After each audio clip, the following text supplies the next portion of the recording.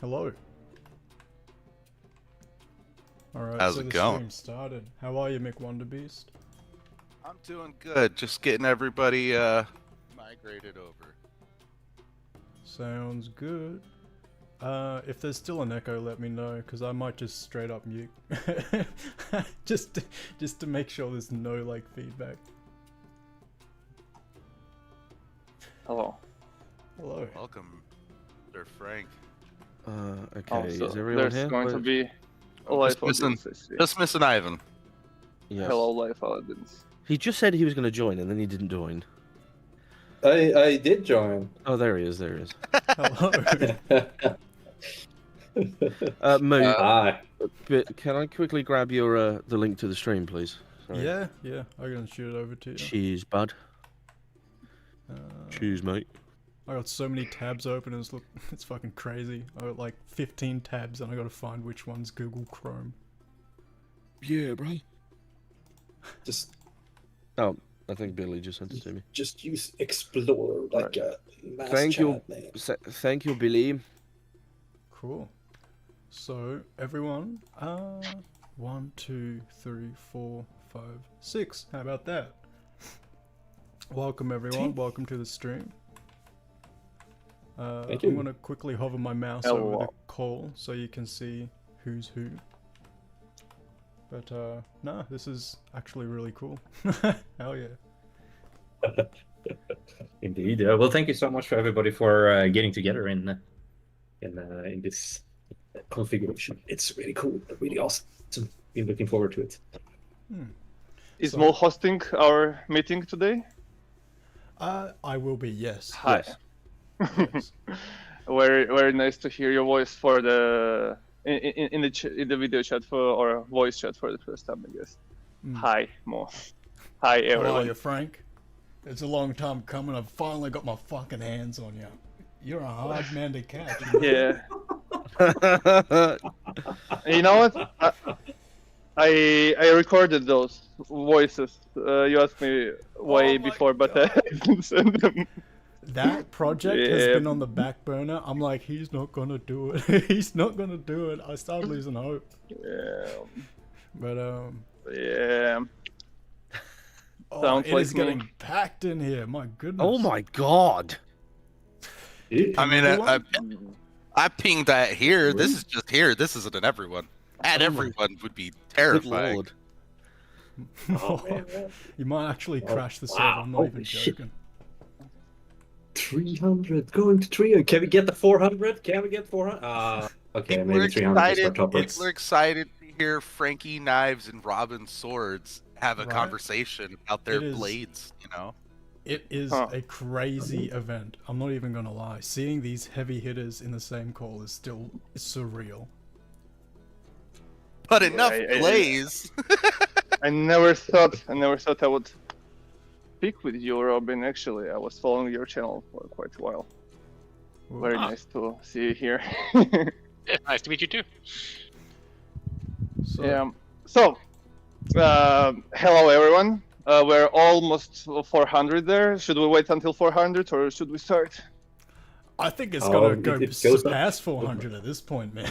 Grant, do you want to turn on Yeah. slow mode on HalfSword chat? No, I'm never gonna slow mode. I'm already on slow mode. Genuinely, it's on slow mode. Okay. Oh my god. I know. I honestly, as much as I want to say, like, I'm excited that Robin's here as well. I'm excited that Frank's in existence for once. I mean, I've been with you guys what nearly 3 months. This is like the third time I've talked to him. Like I said, he's a hard man to just Good lord. catch. He, He's like yes, almost he a is. myth. He's the elusive man, is what I call him behind the scenes. Cool. I feel like there's no need for Well, here I am. introductions, you know? We've reached 400 and it's only growing steady. Oh, it's 400. Can we get the 5? Come on, can we get the 5? We will. Okay, we will do it in the process.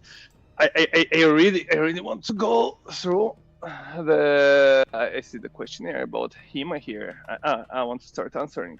What do you Oh, think? sure. Yeah, we can get stuck into the questions. Get into interview mode, Moo. Robin, mate, how have you fucking been? Now, I got a question for you, pal. How were you introduced to HEMA? Oh, let's see. Word of mouth, I think, possibly. I gotta think back. It's been a while. I was in college at the time. I was trying to.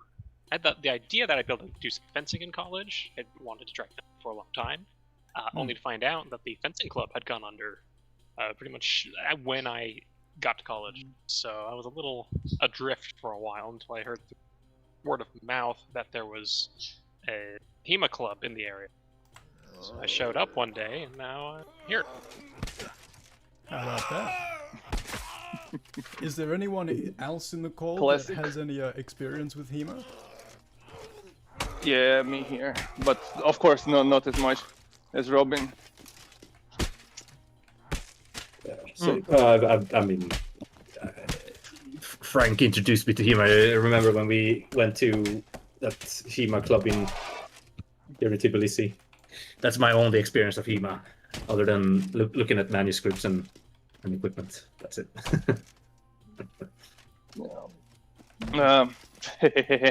Me, personally? Yeah, I've played HEMA. a fuck ton of HalfSword, man. I'm pretty much a pro at this stuff.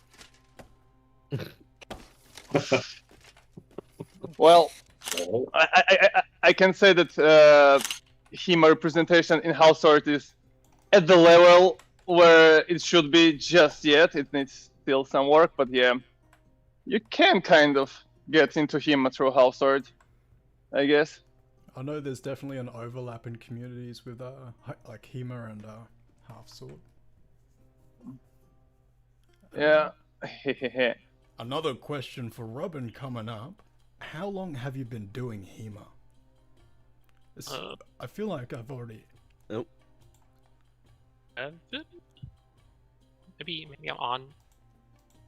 Sorry, I'm just checking my stream. It It is into popping year- off. I'm into year 12, I think. I think it's been 11 years.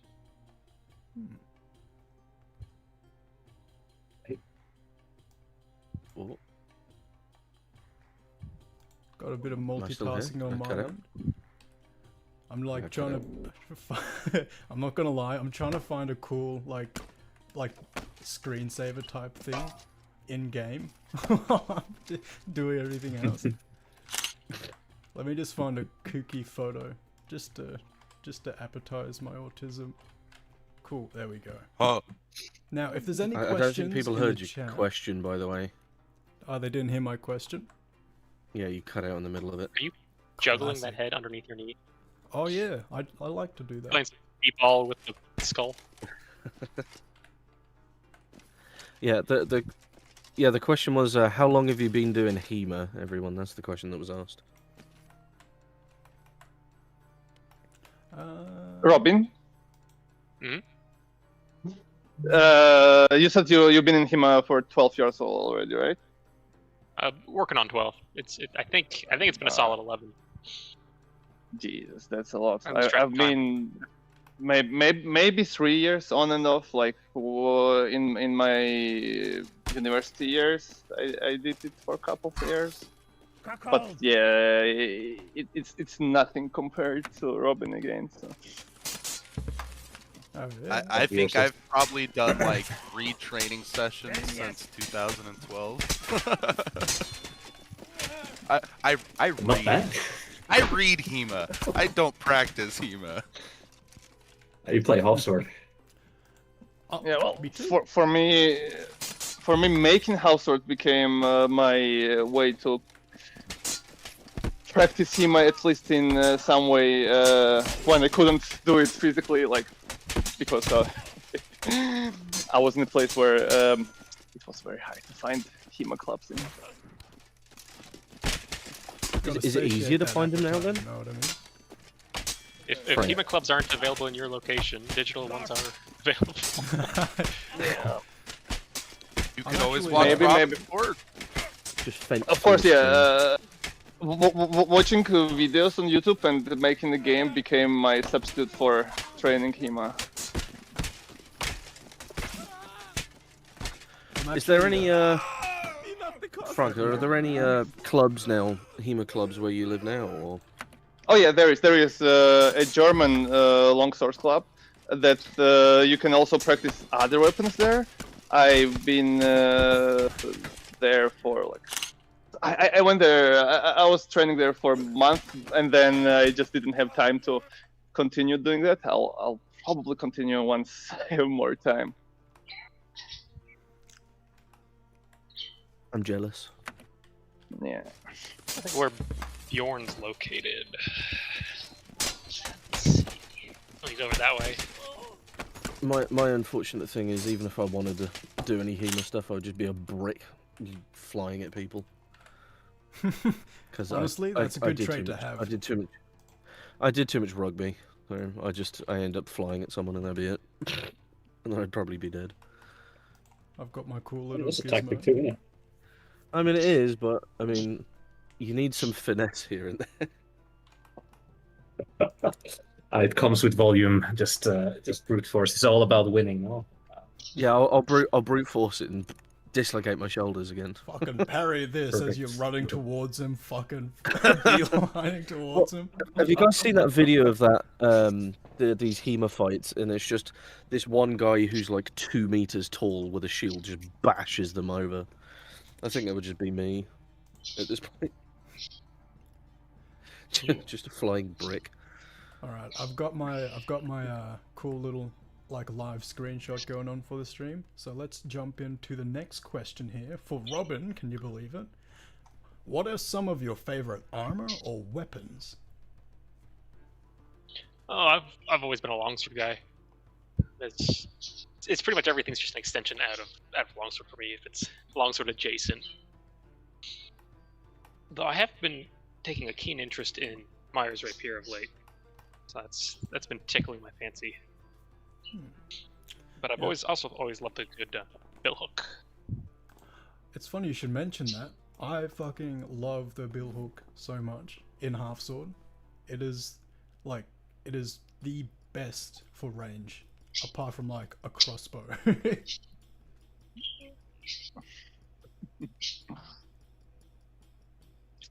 I've also got a sweet spot for those later 1500s halberds. I have one, an original collection, which I'm quite fond of. Gorgeous. Yeah, even though it's all darkened, oxidized, not entirely rusted out, or just aged, it is still a beautiful piece.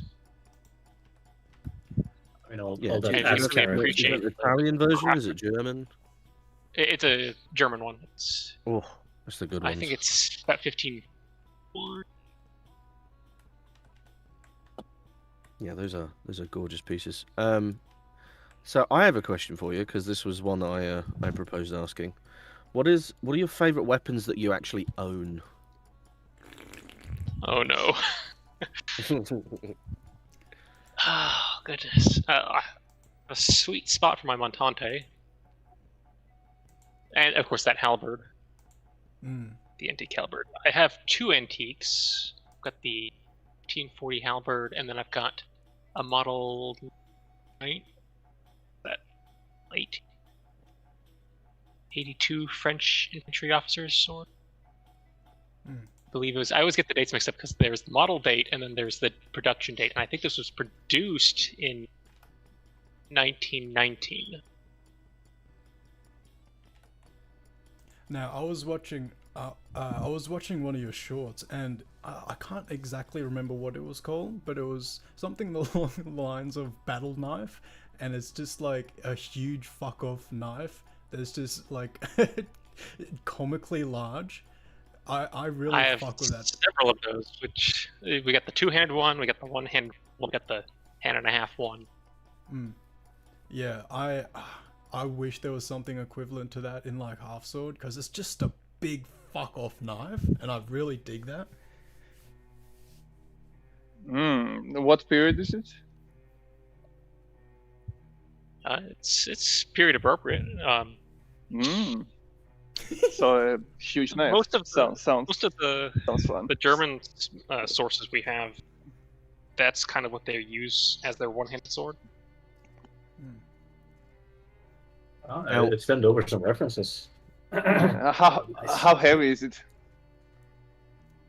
Yeah, it's in Tallhoffer. Do you know how much it weighs, like in grams? Well, at least the ones in Tallhoffer are one-handers. But as far as the Yeah. Kriegsmesser goes, I don't know if I actually have any Kriegsmessers depicted in fencing ones, but usually they use that longsword whenever they're discussing two-handed swords. The pretense is usually that it doesn't, particularly matter which you're using, so they just use the messer as the shorthand for one-handed fencing, and the longsword is the shorthand for two-handed fencing. Well, I haven't seen your video with your favorite messer, but we might already have that messer in the game because we're going to add messers. Like you're gonna see the messers and Krieg messers in HalfSword. Exciting. So maybe there will be your favorite one. Those will be terrifying in the unarmored stuff. Oh yeah, they're already. Yeah. Like, swords in general are so scary in HalfSword. With max score, it's like the max score setting is just fucking null. Like, scarily so. Is that good? We have a lot of weapons coming. We've been working a lot on expanding the arsenal. So messers, but I don't know. We have right now an array of Langus messers bound with, but it's yeah. I think we can squeeze in more in there, Frank, if we have time. Yeah, of course. I wonder if our collection of messers already contains whatever we're discussing now. It's very well. Yeah, I took inspiration from Talhoffer for some of the messers, at least. So that's for sure. As far as just how scary that unarmored dueling is, Fiore said, "Thus I say that I would sooner fight in the list 3 times than just once with sharp swords that I've said above. He'd rather he'll take you on 5 times with armor on than 1 time with just a doublet. Because one mistake and you die. You can make a mistake in armor and save it. You cannot make a mistake without armor." True. Very true. Lovely. Cool. Let me quickly brutalize Willy one more time before I jump to the next question. And like I said before, if you see a neat question in the comments, just feel free to, if it's like something that, hold on, there we go. I just needed to. I have the other question that I wrote down, if you mind. Yeah. What was your? Have you had any weapons commissioned, Robin? Yes, few. Fortunately, one of them is who knows where. I commissioned a custom, late, hand-and-a-half, basket-hilted longsword.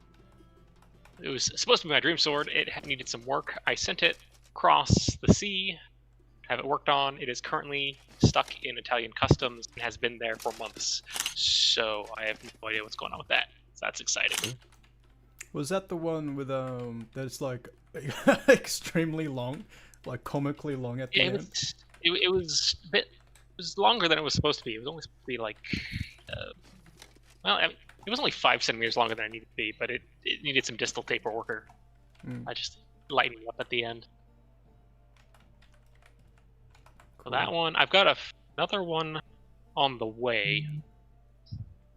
My bill hook was a custom commission. I do Looking hard to figure out what remember else. And I have a sparring longsword that was made to specifications as well.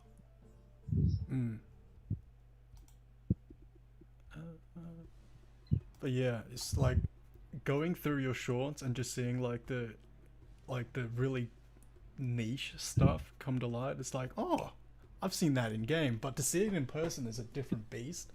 Like, I'm sure you've witnessed it yourself, where you like pick up a sword and it's like, this thing's fucking huge. Like in person, it's fucking like ginormous. Yeah, it's I always love the comments when you're talking about Montante plays, and they're like, "Well, why doesn't he just rush them down when his back is turned? Just rush the guy down." I'm like, "You have not been in front of one of these things while it's spinning." Right? Sure, in theory, if you rushed them down, they drop. But who wants to be that poor son of a gun that takes the Montante to the head on the way in? Who wants to? You just don't want to risk it. Right. Okay, a question that's the here target. about Montante. What would be the earliest period this spinning technique was ever used? What do you think? Oh.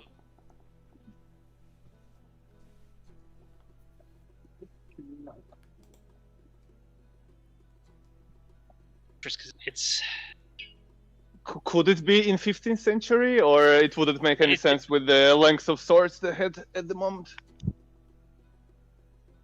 I think you'd probably be more likely to see it done with a spear or something to that effect. Yeah. Because With a spear, you know, like- even accounting for a relatively thrust-oriented spear, I mean, as soon as you start whipping that thing around, from the end, it's a staff is still a dangerous weapon in its own right. Like the bow stuff? Yeah. Well, it's not sharp from beginning to end, but it's still it would hurt. Yeah, I've seen some people. One of my classmates, Kurt Holtfetter, he works a lot from Fiore, and I've seen him do some sort of work using plays from like some of his spear plays, and once you start flowing them together against sort of trying to, in a area denial kind of sense, it does start to look very Montante-esque.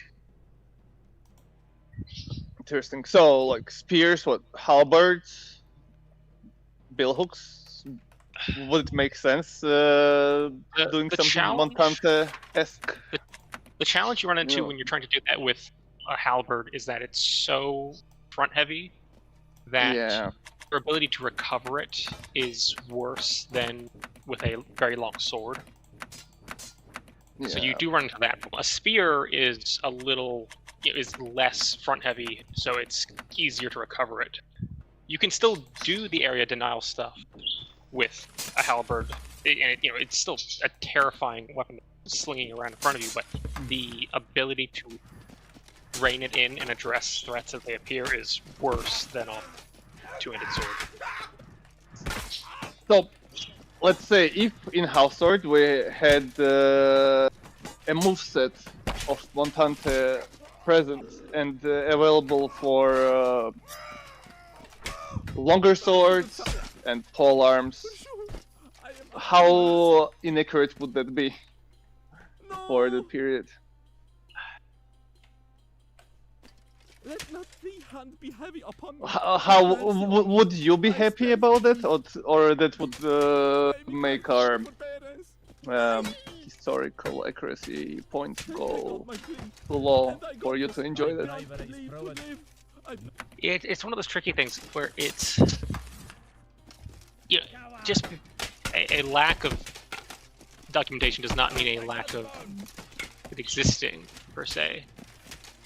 Yeah. Because a lot of the texts we have are oriented on 1 versus 1 encounters, which inherently means you will not see any sort of discussion about that, because that's just outside the purview of the texts.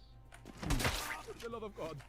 But then at the same time, if the text will claim that there's only one true art and all there's nothing new under the sun. Much hath been lost. So it's one of Why those lost unknown? balances that it's not necessarily covered, but there's only so many ways to move the body. That's true. That's what I've noticed with polearms.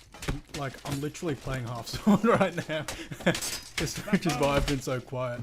And it's like, I have specific movesets and I have specific ways to deal with weapons, but I've done it for so long that there's like the most efficient way to use it, and you just kind of fall into those patterns, if you know what I mean. Like, even with my videos on HalfSword and like my gameplay, it turns into more like timing of this similar or the same movesets for specific situations, which is cool to hear that it's almost realistic in that sense. Yeah, once you know how to swing one thing, you know how to swing the rest of them. Well, in HalfSword you basically can, you already can spin with any weapon you want if you are skilled enough. But I really want to expand the moveset at least once more for HalfSword, and I'm considering Montante moves integrated in some way, but I don't know how inappropriate that would be. That's why I'm asking, but yeah. Yeah, We'll I think about just that slice of time that we're working from here is. I need to do some 47. looking around to see if I could come up with any argument for it. As a stand, a lot of the longsword stuff is, as you say, it's we're talking about shorter. We say longsword, but I mean it's just sword, right? Yeah. So of certain length. Yeah. Now, as a general principle, when you are outnumbered, cuts are better than thrusts. Yeah. That's a piece of advice that just turns up. If you're fighting more than one person, you cut, because a thrust has the potential to get stuck, and if it gets stuck, the other guy jumps you. Piece of advice that is more useful than I would want it to be. Yeah, it's more useful. It might turn out to be pretty useful. Thank you. All right. Big question here. Now, you're not going to believe it. This one's for Robin. Are there any memorable fights you've had? Oh.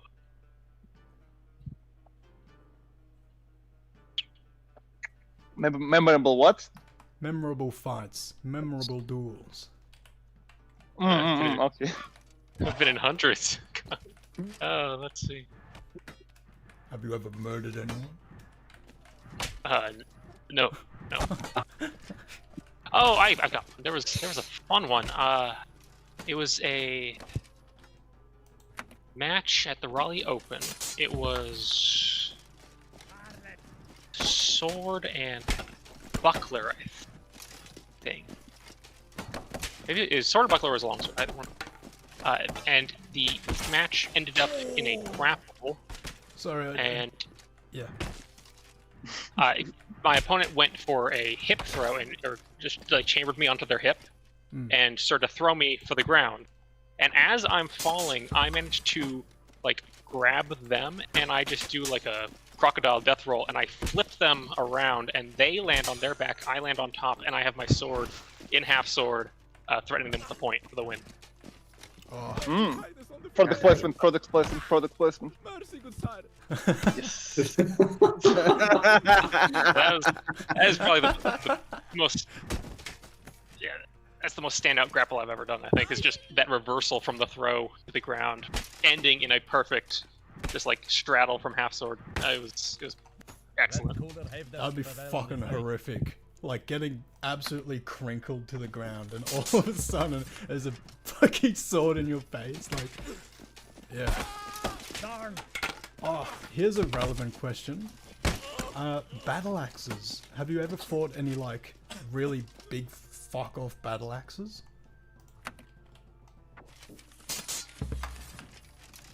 Only in our annual melee, but at that point there's not really a whole lot to do.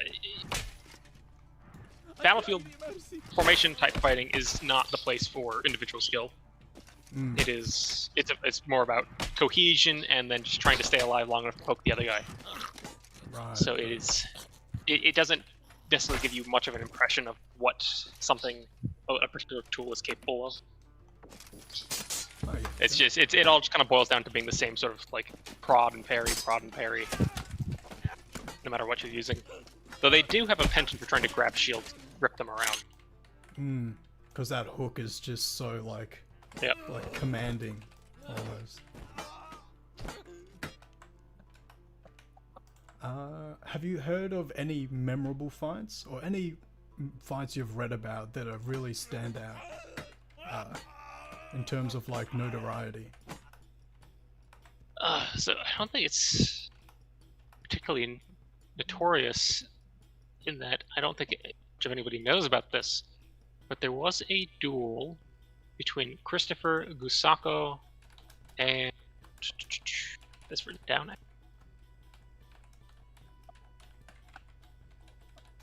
And Nicholas Doria.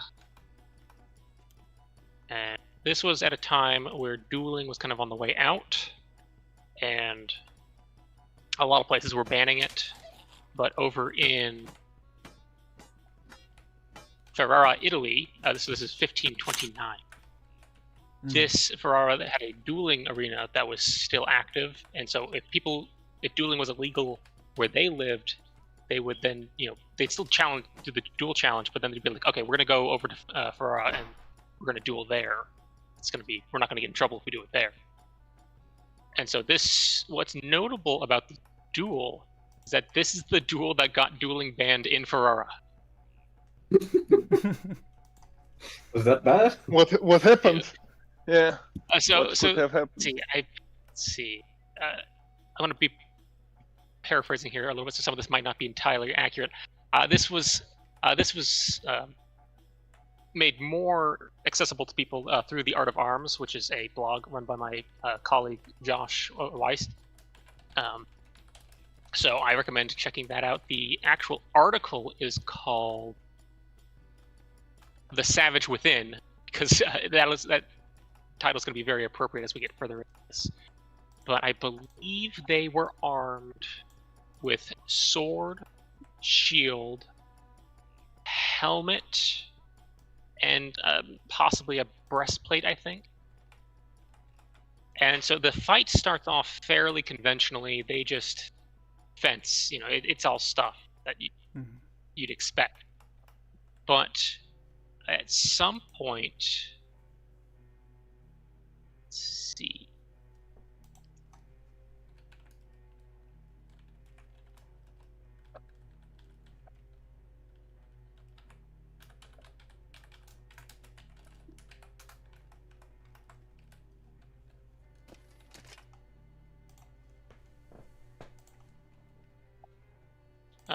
At some point, Doria ended up on ground, and Gusako took off his helmet. It was Doria's helmet, so Gusako still has his helmet on. So Doria's on the ground, Gusako's on top of him. He pulls off Gusako's helmet, he pulls off Doria's helmet and starts pummeling Gusako in the head, or Doria in the head. I'm getting my names mixed up here. So Gusako pulls off Doria's helmet and starts bashing his head in with the helmet. And then, let's see. Then it gets worse, because... Define worse.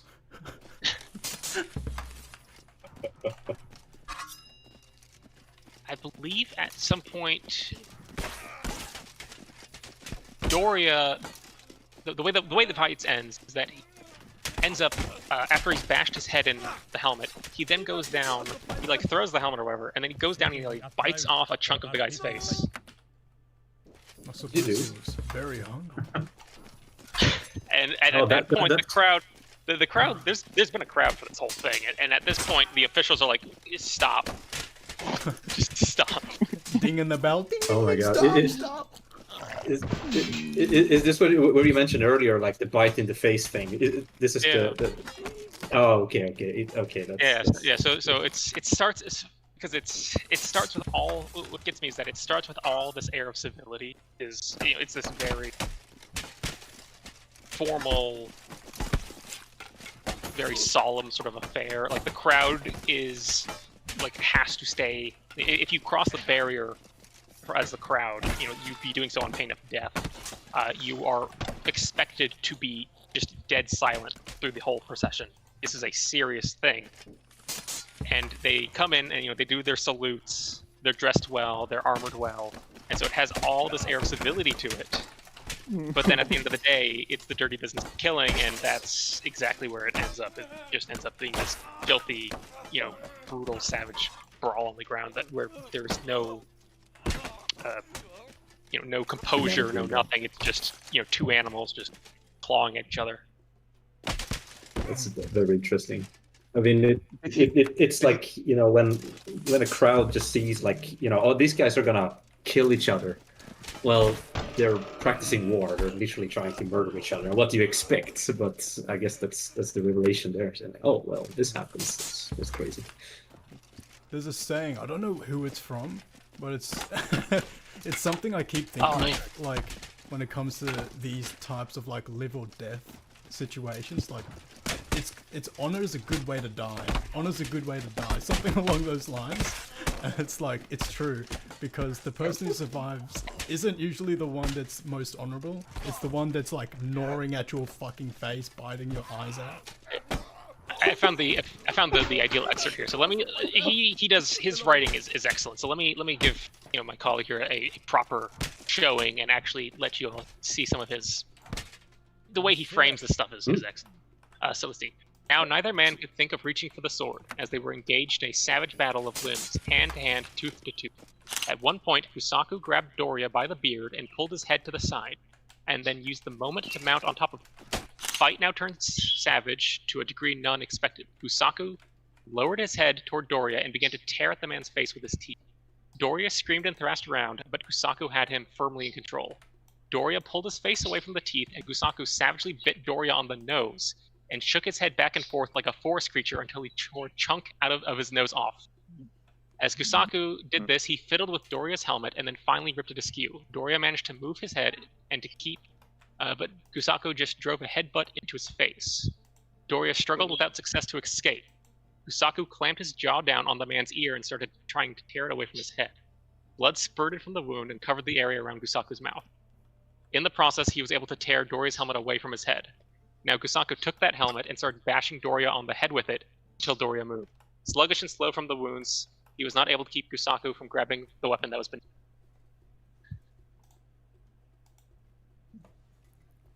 Yeah. Well, I want to say that we have the helmet removal mechanic present in the game already. If you bash somebody in the head, their helmet will fly off. And we have the biting mechanic in the game that is not used yet, so maybe we could come up with something historically accurate. I mean, it is historically accurate biting, I guess, but it's not. I was told Frank does this. He'll hear something really nice and just suddenly has a side quest to do now. Yeah, so that fight's worse than I even remember, because I mean, he bit an ear off and a nose off. See, you said bit his face. You said bit his face, and I was like, okay, he took a chunk out of his chin. His ear and his nose? Yeah. Oh, God. Must be super hungry, man. Yeah. He was a bit peckish during the middle of the fight. I'm straight. Don't do duels after Lent. That's it. That is gnarly. Oh, God. Like, not only that you lose, is that... did he survive? Like...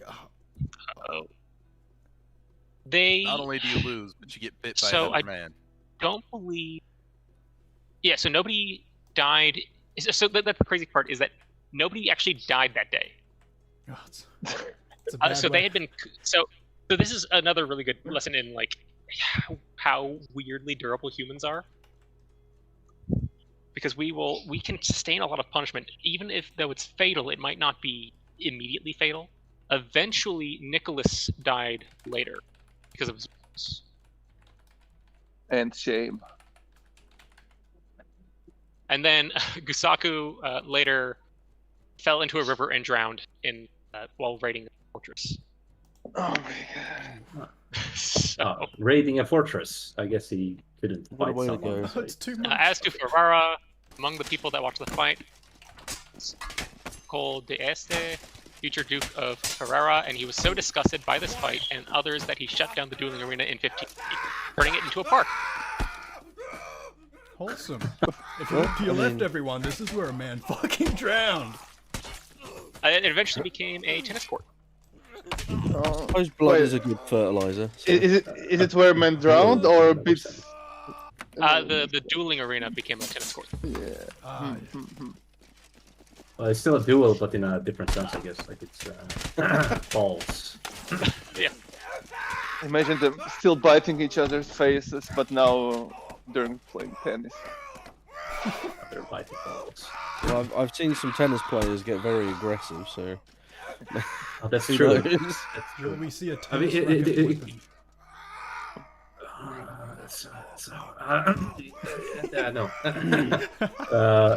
But if we would say like, what is the sport today that is the closest to back then dueling? If we don't include HEMA, what is the closest we can get to? Like, okay, that is kind of like the tempo, the Sport or activity? Just say, let's say MMA fighting. Yeah. MMA. Okay. MMA's got kind of that same. I feel like MMA's got a very similar energy to it as watching, like, people fighting at the lists. Mm-hmm. I mean, to be fair, like, you know, that whole medieval MMA thing, which is, it's put two people in armor and have them slug it out and try to get the most hits. We got a And question. that is within some of those tourney rule sets where they just get big old swords, and it's basically who can land hits or the best hits. Would you So say it's that a- is similar in the way to the way they fought back then? It's so when I look at a lot of those, there definitely seems to be a sportive mindset behind them. So it depends on the like. There's a huge variability there. Sometimes it looks they would be conducted more like an actual fight, and other times it's we have armor that makes us basically immune to getting sliced and diced. So let's slice and dice each other because that's going to be safe for us to do. I got you. Yeah, bonk each other. Modern idea of safety. Yeah. We're basically bonk proof. So let's bonk and see who can bonk each other better. Yeah. I think in terms of like veracity, I think like bare knuckle boxing is in Yeah. that realm because There's your no aim in the way game holding there it is back, to really. not die. Yeah. Yeah, without What boxing do they gloves, call them? it's super fast. It's like I'm fairly certain it's illegal though, so don't do it. Machete fighting is still popular in some places in the world, from what I know. I think that could be pretty close to sharp sword fighting. short run career. Oh yeah, that just is sharp. Yeah. A machete and a messer are not far. They're essentially the same thing. We got a question from Fizzlepop. He's a lovely lad. Whereabouts is it?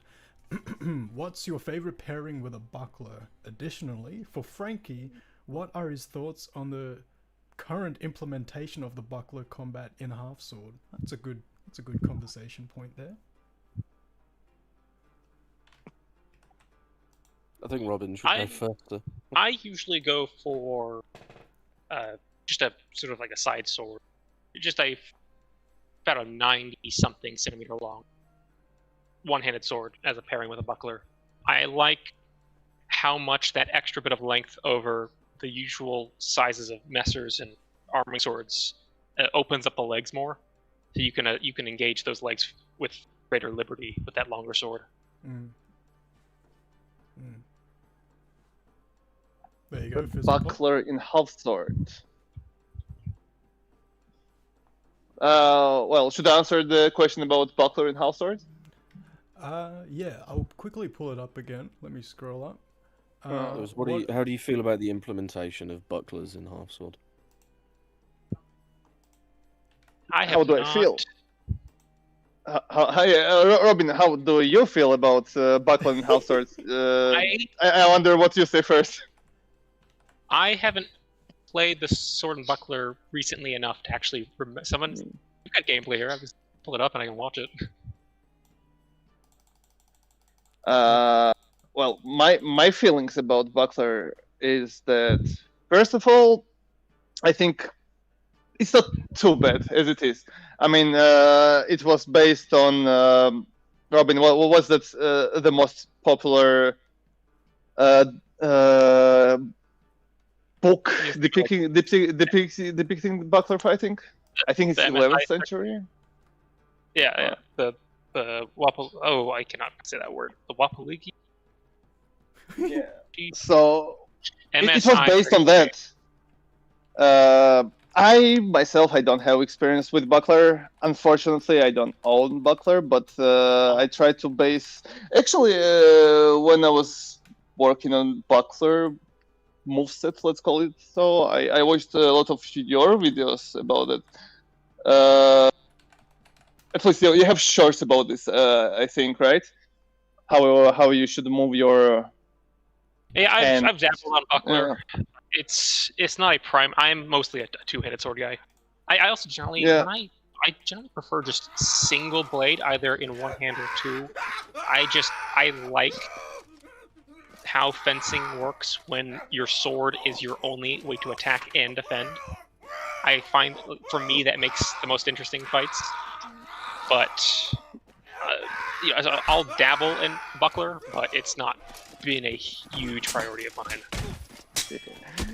Well, in HalfSword, we're constantly improving how the weapon control feels, and there's a lot to be improved still, and we're working on it. But I just want to say that the current state of buckler is based on the resources I could get about that, so it's not just blindly. If I remember correctly, when you have both engaged, your character will pair their hands together. I'll jump on buckler. Yeah. So when you're using shields, buckler included, and you just click your left hand button, so right mouse click, you will hold your buckler in front of you, even if you are not holding down right hand button, right? And the character tries to automatically. Oh no! I think my screen turned off. So character will try to automatically parry incoming blows with his buckler while keeping his arm stretched forward. So, and also it will try to understand what you are doing with your right arm at the same point and adjust your buckler's position according to that. So yeah. To, you are. Second. So it'll, if you throw a cut from the right, buckler will be favoring the left, and then if you cut from the left, buckler will turn over in favor of the right. Yes. Yeah.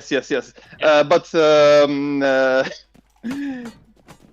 physics-based animation is hard, as you know. So it doesn't look as pretty as it would in real life yet. But yeah, as I said, we're working on it constantly. I hope that someday we'll open HalfSword and say that buckler techniques are there as accurate as possible. Yeah, there's always just the inherent floppiness of physics-based games. Yeah. Always makes it kind of amusing because it always feels like, I watch it and it looks, the way it looks to me is that it looks like somebody who knows what they're doing, but they've had too much to drink.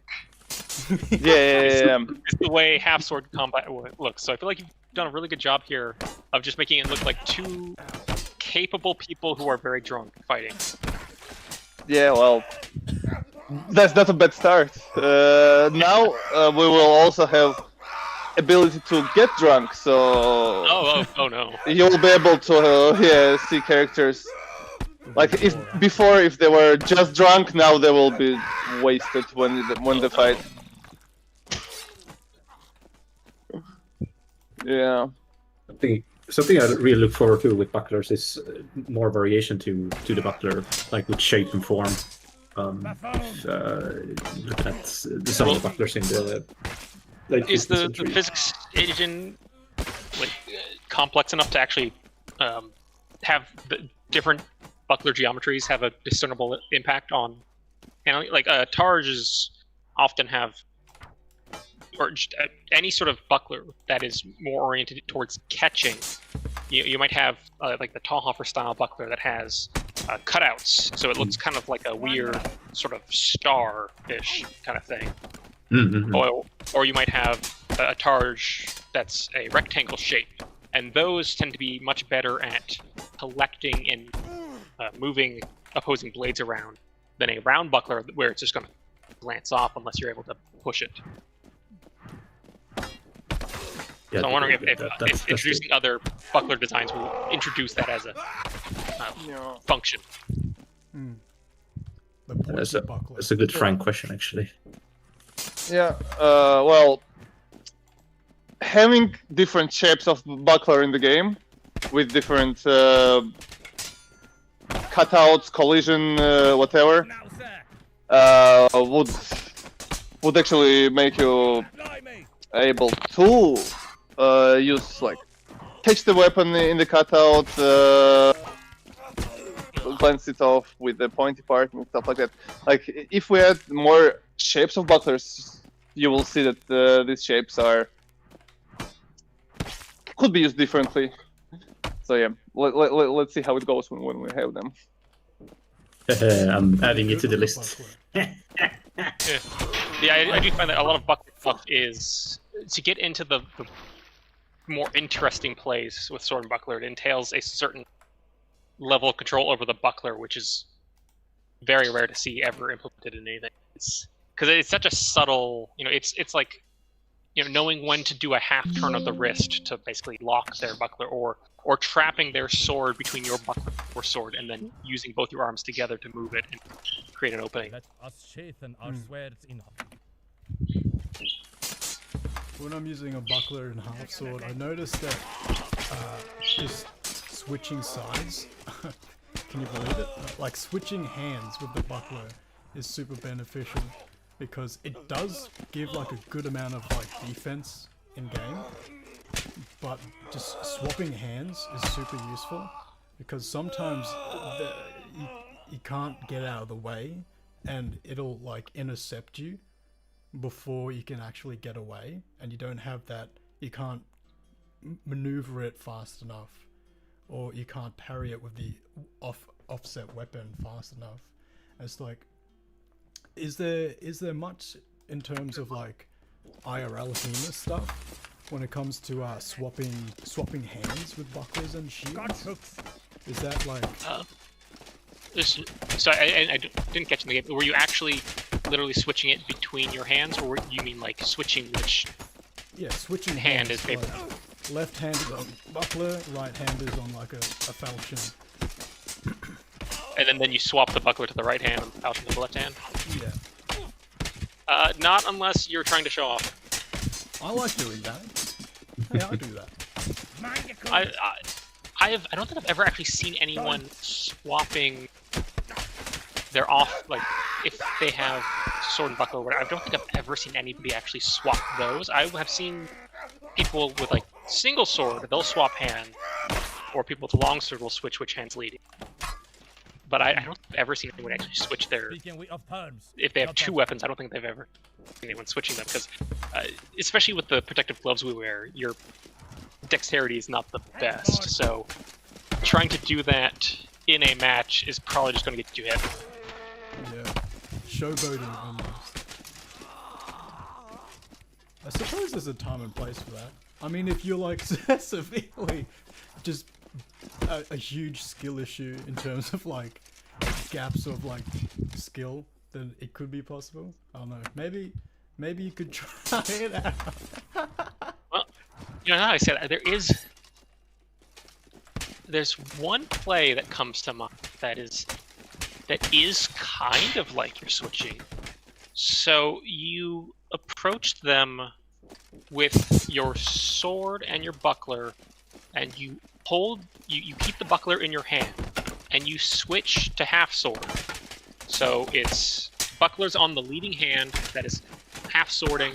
You get the point, and you're basically approaching them in half sword, sending it like a spear.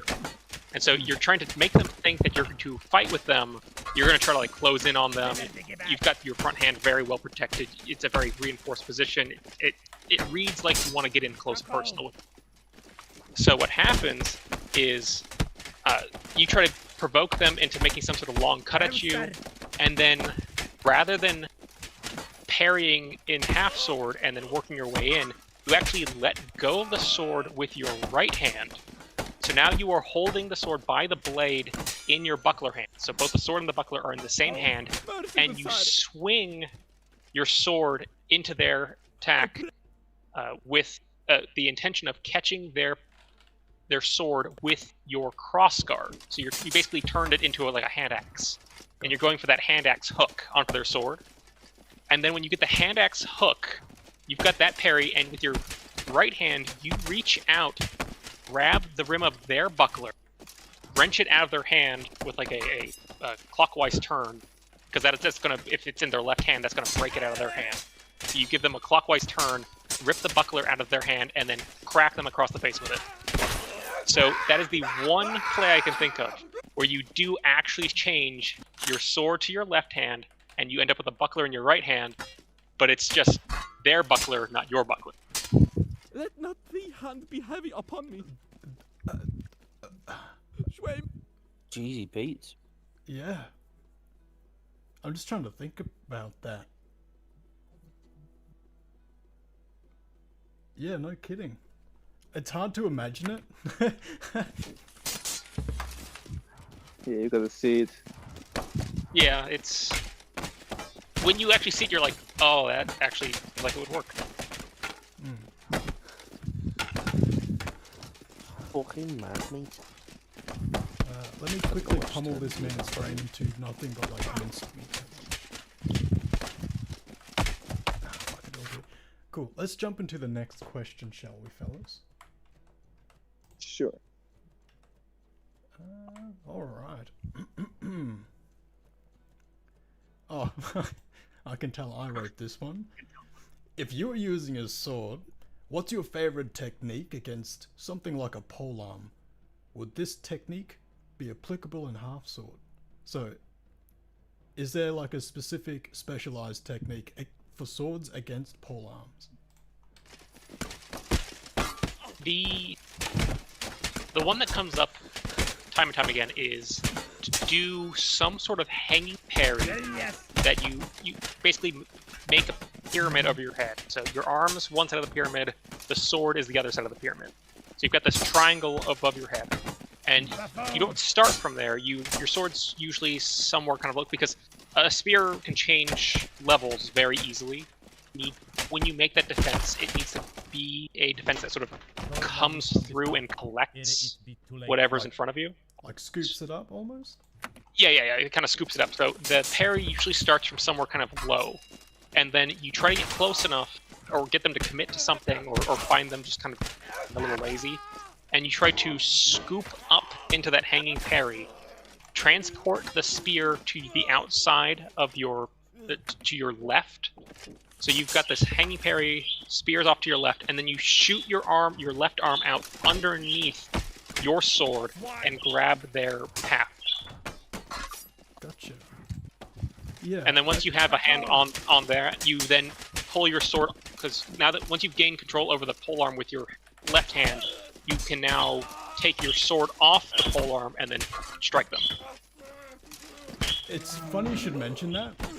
I'm sure there's people in the comments going cuckoo banana botrockle knuckle, because I've seen clip and clip and clip of that exact technique. It is wild.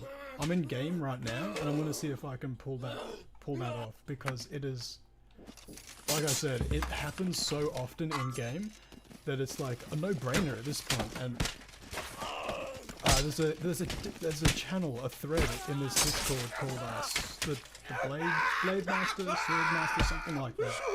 And it's where people will show their sword clips. And if there's a polearm clip in there, it's someone doing that exact technique. For those on stream, there you go. For those on stream, I'm doing the technique in real time. So when the VOD goes up, definitely check that out because that's really cool to see that it is actually applicable in game. That's really neat.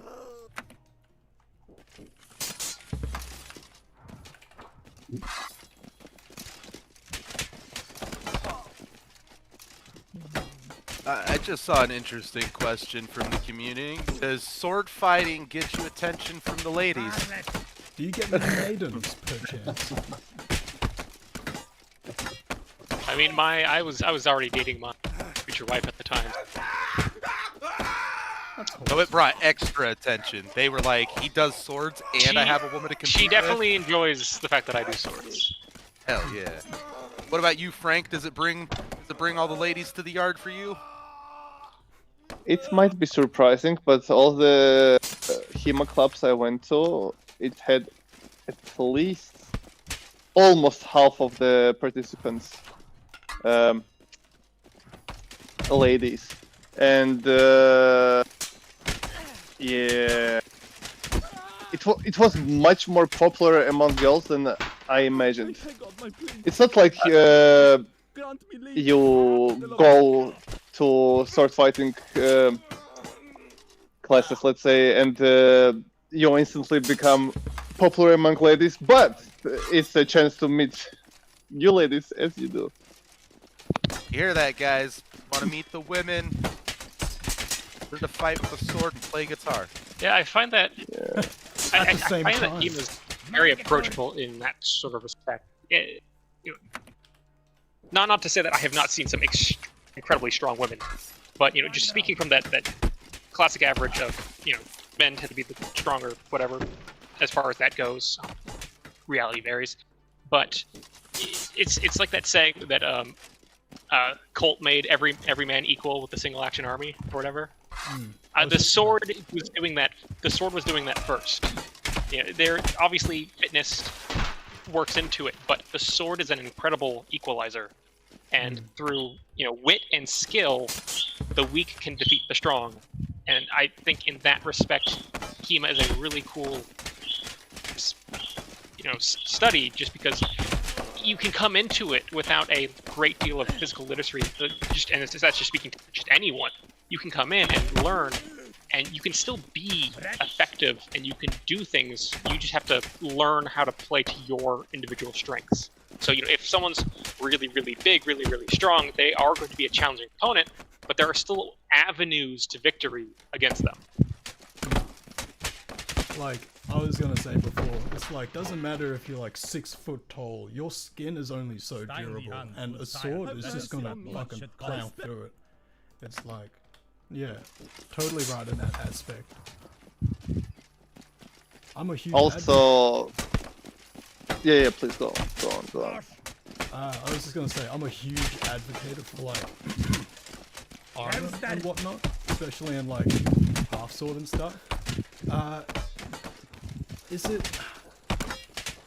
Would you say it's more difficult to fight someone with armor, or is it? Let me rephrase the question and get this HalfSword out of my face real quick. So, when it comes to like fighting in armor versus fighting with like maybe just a gambus and minimal stuff like that, would it be harder to fight someone with armor, like a fully fair fight, or would it be harder against like minimal protection? Which one would you say would be more difficult? It's a tricky one because I think it's different. The fights. It's back to that Fiore quote of he'd rather fight 5 times in armor than 1 time without. Is that if you win the unarmored fight, it's easier. It is easy. Like it's easier to the task of defeating somebody who is not armored is easier, but that applies to them and it applies to you. Right. So it's going to be a more drawn out, harder fight if they're in armor, but from a do you survive or do you die standpoint, it's the easier fight. It's like Super Smash Brothers, right? It's the armored fight would be just a normal, you go to Final Destination or whatever, duke it out, 5 lives, whatever. That's your armored fight. The unarmored fight is sudden death. When you've got that maxed hit meter, 1 hit sends you flying off into space. And so it could be a very easy victory, but it could be a very easy loss. Yeah. So it's just 2 different beasts. It's different in their own rights, type of thing. I've had a lot of fun doing partially armored fighting, because that makes things really...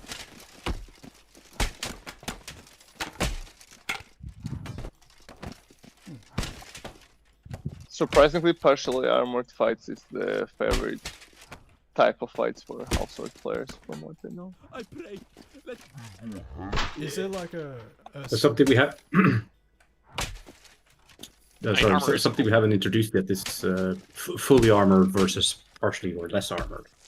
More of that. That's a hard one for the person without.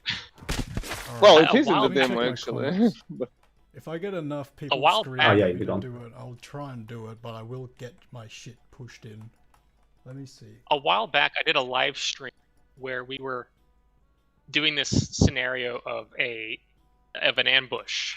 So I was wearing not full plate, but I was wearing a lot of I was wearing like 3/4 plate, and we were doing this ambush scenario where I basically get jumped by like 3 people, and I won that fight more often than not. Did you have a gun on you? Sorry. I think I had a rapier. I had a rapier. We were just going to first hit, but just the moment you put on like 3/4 plate, you have denied your opponents so many viable targets, and they are completely unarmored. You can fight them extremely recklessly. Just fucking Because you can tackling them? you just throw yourself at them, because you can just they have to parry everything. That's one of the big things. If you're unarmored, every threat of an attack We go hands on heart. has to be treated as potentially real. Right. But if you're in a whole lot of armor, unless they're threatening something on you that is unarmored, you can ignore it. Mm. So if somebody's got their point pointed at your chest and you're wearing a breastplate, so what? You shoot that lunge at their face, you take the hit on your breastplate, and then they're down and you're still going. Even even if you do the exact same movement, like attacks towards each other, the chance of you making it out is exponentially high. It's So this hilarious idea of someone wearing a helmet. a full. They fucking were wearing kit. half plate. They were wearing half plate, fencing somebody who didn't have any. And the person made a cut, and they actually parried their sword with a headbutt. It was so cool. That's I've seen something like that on it was like the Acolyte or something, I think it was. Like he has a Beskar helmet, and not a Beskar. It's Cortosis. That's the one. Oh, I'm so glad you knew what I was talking about. But he's like, Yeah. fucking. I got really excited when I saw that. I was like, let's fucking go, because I've never seen that before, and it's like the only piece of armor he has, and it's like, yo, that's so cool to me. The fact that it deactivates the kyber crystal inside. Yeah, it was a great fight. Yeah, at least, whatever happened, whatever else went on with the Acolyte, at least the fights were really good. Oh, I love the fights in the Acolyte, even though I didn't watch anything else but the YouTube fucking clips of it, of the fight scenes. I can see the most of it. That's the important stuff right there. I went for a cheeky grapple in game right now with minimal, actually fucking no armor. Oh my god.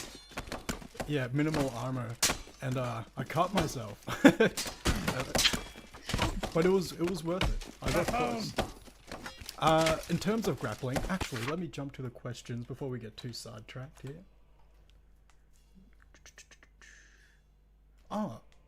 He's laughing. A question for Frankie and Ivan. When developing HalfSword, what are some inspirations?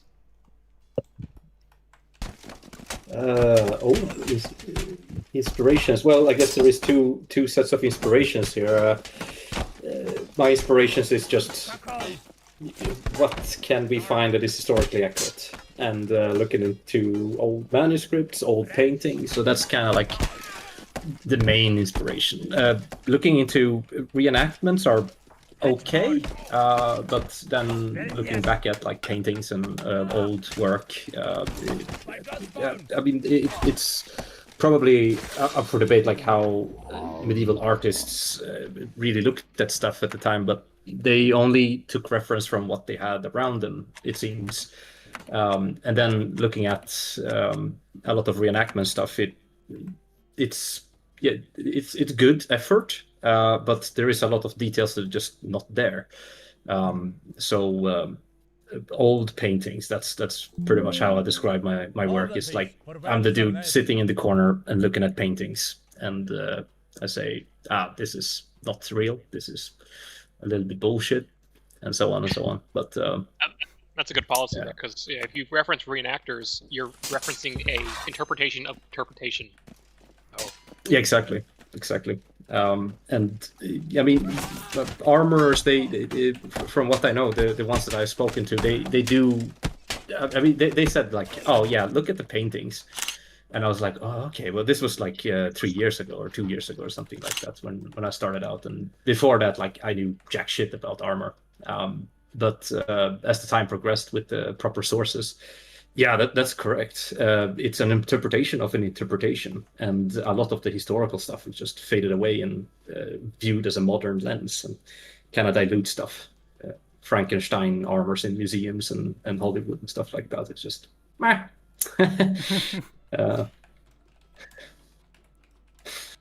Well, that's the inspirations, at least from my side. Well, for me, the answer is probably going to be a bit long because there are many sources of inspiration. Well, I always was a huge fan of Elder Scrolls games, and this is the reason why I even started working on the game myself. So back when I was in school and then in the university, I played Oblivion and Skyrim, and I found this mod for both of these games made by Duke Patrick that tried to put his SCA experience into those games. So SCA is, from what I understand, it is American equivalent of HEMA in a way. And this mod tried to bring momentum and locational damage and armor actually not being some Holy just shit. numerical stats, but like helmet. I had that mod. I had that exact fucking mod. I know the one you're talking about. Yeah, and I fucking loved it so much. Yeah. And it was my first point of inspiration for HalfSword, like a game where you can actually use the momentum of your body, use the momentum of your weapon, aim at the different locations at the opponent's body to like strategically fight them. That was super cool. But because those games didn't actually, they didn't intend to have this functionality, it was pretty limited in these modes.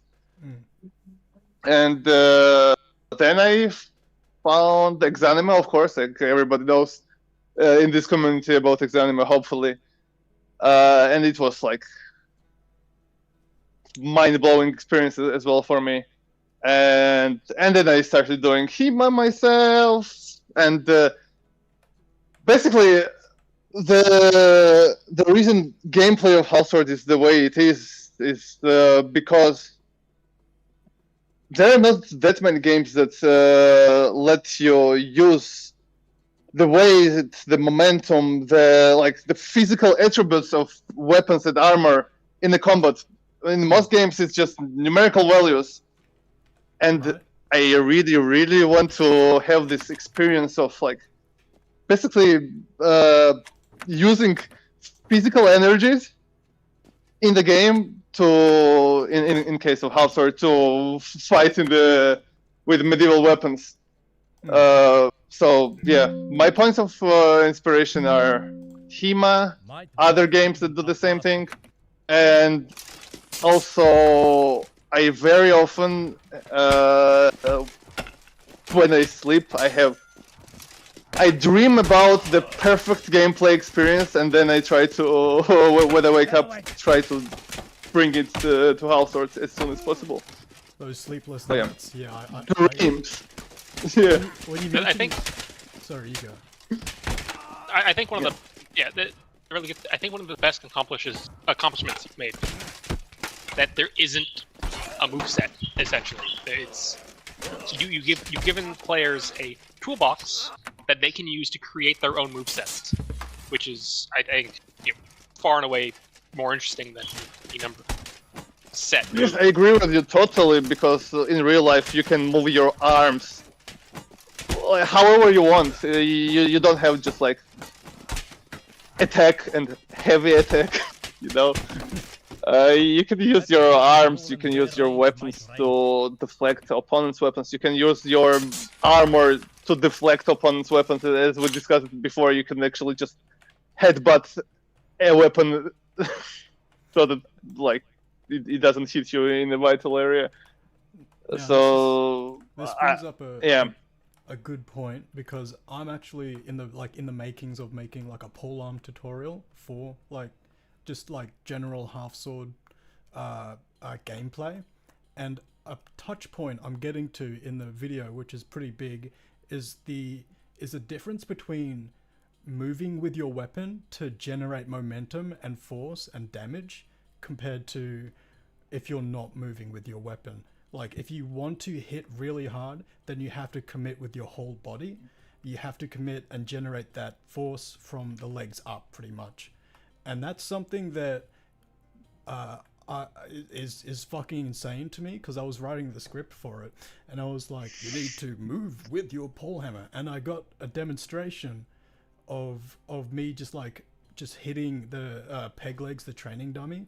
I'm hitting peg legs, and you can see the difference in velocity with the weapon if I'm just stationary, and if I'm swinging and moving with it with the polearm. It's just like night and day difference, and it's fucking insane that like I'm sure that is a huge part in IRL like combat as well. Oh, that actually raises a question for me. Does the weight of the armor affect the physics of the attacks? Does that make your hit heavier? I mean, it doesn't make your hit in particular heavier, but it makes your arm heavier. So there is no variable that says like you have armor on, your hits are heavier now. But there is this thing that you put on armor, and the body part that the armor is on becomes heavier. So if you for example hit somebody with your arms fully armored, yeah, you will transfer more energy into the target, but you will be slower. Yeah, that's the trade-off. Yeah, you have to be careful when you're swinging swords with a bunch of armor on, because your body weight is just jumped 40, 60 pounds or whatever. And if you put your entire body weight into a swing, that's your entire body weight plus the armor. Yes, and well, in HalfSword you get tired pretty quickly if you are just swinging wildly while wearing armor. Yeah, same in real life. I actually get a fuck ton of comments on my TikTok of people being like, use infinite stamina. You've got to use infinite stamina. I always gas out. I use the switch mechanic to continue that momentum. This is more of a thing for Frankie. I keep that momentum that I've used initially and chain it into the next swing by switching my polearm from right to left. Is that going to be like changed in the future? Should I be like caution myself with the use of like hand switching and stuff? Can you repeat the question? I didn't really understand what exactly is the problem there. to a sword, pretty much. I'm doing it on live stream right now, so you could definitely see it later in the VOD. But I'm pretty much just like moving my polearm with no stam restrictions, just by keeping that momentum through pressing X. Yeah, maybe should I penalize people for doing that? What do you think? I can. It's definitely a skill thing. It's definitely like, 'cause I've been doing this for a fucking long time, and it's like, it's definitely a skill thing. But yeah, well, You still burn out of stamina eventually doing that, right? yeah. I mean, I can take a look at this and make switching your hands. Use stamina in a way. I'll take a look at it. If you want, I can make it so that you cannot do it instantly. yeah, it's just that like, I remember back in, okay, this is getting, this is like switching subject on this, but I will say it. I remember back in 0.3 when it was instantaneous. That was definitely one of the points in time for polearm, you know. Yeah. If I could chime in on that, I don't know quite what the mechanisms are here, but I don't think the act of switching itself would necessarily make sense to cost stamina. I think it'd be the actions you are doing on either side of that switch. That would be, so you know, if you're doing a swing from the right, and then you switch hands, and then a swing from the left, I wouldn't say that the switching of hands in that is of any particular stamina note. It is the swing from the right and then the swing from the left. I am just pumping out insane clips right now, chat. Holy moly. Well, I guess the problem is that because of the mechanics of the game, when you switch the hands on the polearm, it generates certain velocity that doesn't cost any stamina.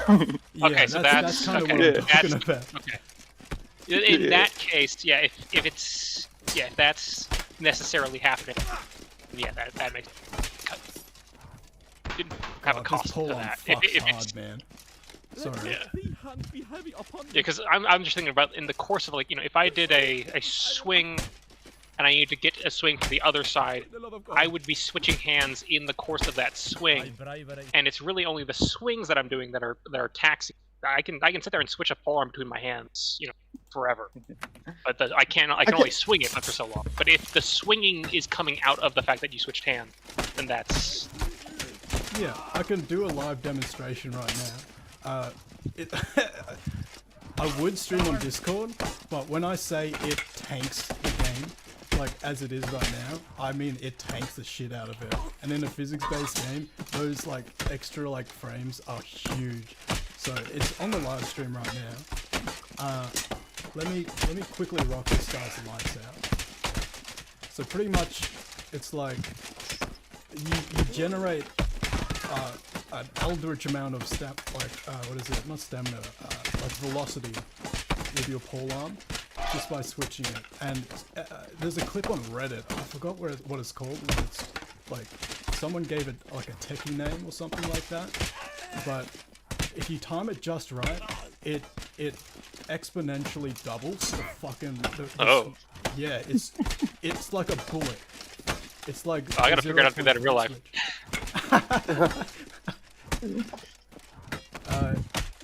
I had a term for it. It was called like the switch snipe or something like that. And it's hard to do because if you time it right, not only do you get like the omega buff of just switching at like perfectly at the apex of the swing, it gives you so much reach because your hands are literally at the very tippy end of the polearm, and the extendo reach of the polearm is nuts, especially with the longer polearms. It's yeah. So that swinging you're doing right now, that is just from the switch weapon input? Yeah. Or switch hand? Okay, yeah, I would definitely make that cost stamina then. Noted that. Like, look at that. It's just like, He's Yeah, that or I would adjust the animation. You're passing it. But I think that would Move. Switch weapons without moving. That's what he's asking to see. Oh, sure. I cry thee mercy. For sure, I am at thy mercy. Let not thee So yeah, the hand hand. Oh yeah, That's just on its own. On its own, that shouldn't. I don't think that should cost stamina. Mm. Because as soon as you start like swinging it, switching, I feel like maybe like I don't know if it's possible to have the switch. I don't know. It's tricky. I don't feel like just switching hands should cost stamina. That's such a mild movement on its intrinsic. It's in some cases, like in most cases, it's just continuing the generated momentum from the swing before. But in the worst cases, it gives more velocity. Yeah, it feels to me then that it feels like it's something where you would need to. I'm not a programmer. I did actually go to college for that, so I actually have done some work, but it seems to me like it would be something where you'd need maybe a velocity cap on or something. But Or burn stamina equal to velocity generated by the weapon and the weight of weapon. That would be cool actually, because it would make the clips. I'm so sorry. Yeah, It'll make the high risk, high reward. So in watching this, for me, the part of this movement that seems the most taxing is the fact that you have just whipped that polearm so strongly across the horizontal that when it has come all the way to the left side, you are now having to completely reverse the momentum of that weapon and pull it back.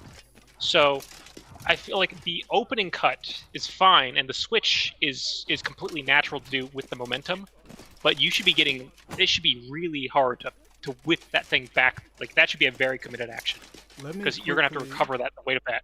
I'm going to quickly pull out... Okay, so this is called the HalfSword Enhancer. I'm going to get my little goober here, and I'll get into a separate camera so you can really see what's going on.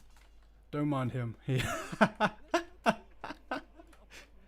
Cool. So let me quickly do one of these ones. What in the good lord am I looking at? So this Why? is Nephilim. No. Why? When did you introduce? Did you make an NPC with dwarfism? I did, because it gives... Oh my god. I use this technique for like my HalfSword videos and stuff. I might make a video in the future. So this is what it looks like in slow motion.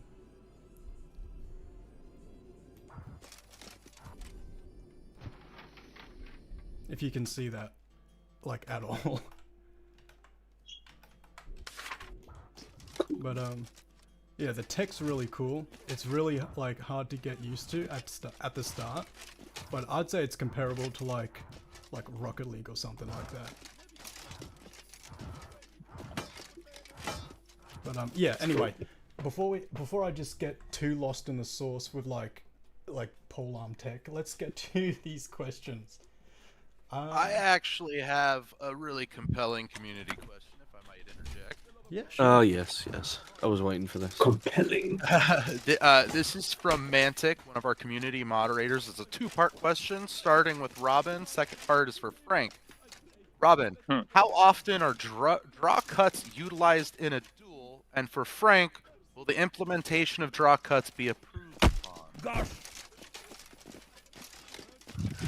So I'm assuming fencing terminology is vague at the best of times. So if I believe what they're referring to here is some sort of placement of the edge on the target without any particular momentum at the moment of placing, and then you are pulling the edge in a sawing motion across, so a slice. That's what I'm assuming that's what they're referring to. That's my assumption. I'm asking them to clarify. In that particular context, the slice is, as far as the so-called German tradition, the slice is one of the core techniques. Its applicability is a little strained in current HEMA meta, because we don't have sharp swords, so I think what you see in HEMA is it might be underrepresented in HEMA, but it is a constant in the text. Meyer talks about, whenever somebody pulls away from you, basically the slice keeps people honest. So if someone starts to pull away from you, you immediately chase after them with your edge to place the slice on their arms, their neck, anywhere. So as soon as somebody starts to yield from you, you just shove your blade into the void that they've created and try to create a slice. So according to the texts, the slice should be, like almost ever present. It should be one of those default actions that you just pull out and you just chase them with the slice. But when you actually watch people spar, the slice is far less common, and it usually arises from a grapple.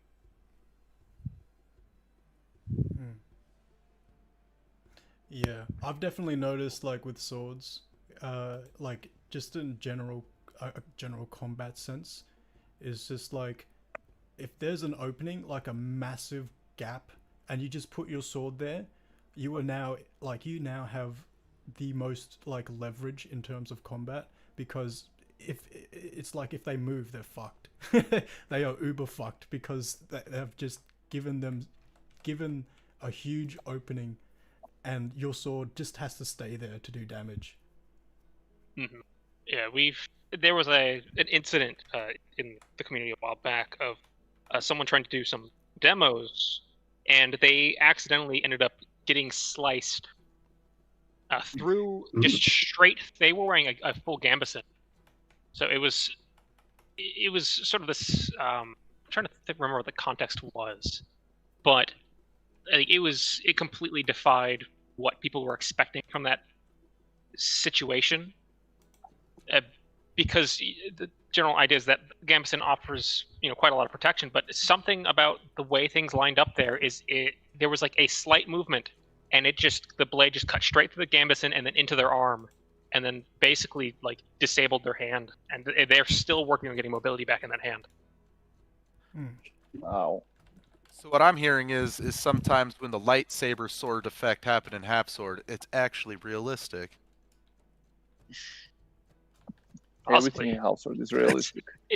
The blades are so weird, because cutting with a sword, when it goes well, it's effortless, and when it doesn't, you might as well have had a stick in your hand. It is a surreal experience. If you ever get the chance to cut tatami, it's worth trying just to understand how both temperamental and brutally efficient these swords are. If everything lines up right, it just slips through and there's no resistance. But yeah, if you have the slightest shift in your angle, or you scoop the cut or anything, you just basically just smack. It's just tatami. It's just a roll of grass. Should be easy to cut, but you might as well have just hit it into a brick wall. Yeah. If you do it wrong, it's wild. I mean, you could still fuck someone up with like the side of a sword. I know that. Oh much. yeah. Fucking hit them in the head hard enough, they're gonna drop. Oh yeah, I've done a flat strike to a ballistic's head and cracked its cheekbone. Oh. Did you start biting it too? I don't ever took that. Good measure. There wasn't much left of it to bite afterward. Actually, would that be something that's possible because in HalfSword the blade alignment kind of auto adjusts? Would that be something even possible, like just slapping this like with the side of the blade? I feel like that would be cool, and also style points too.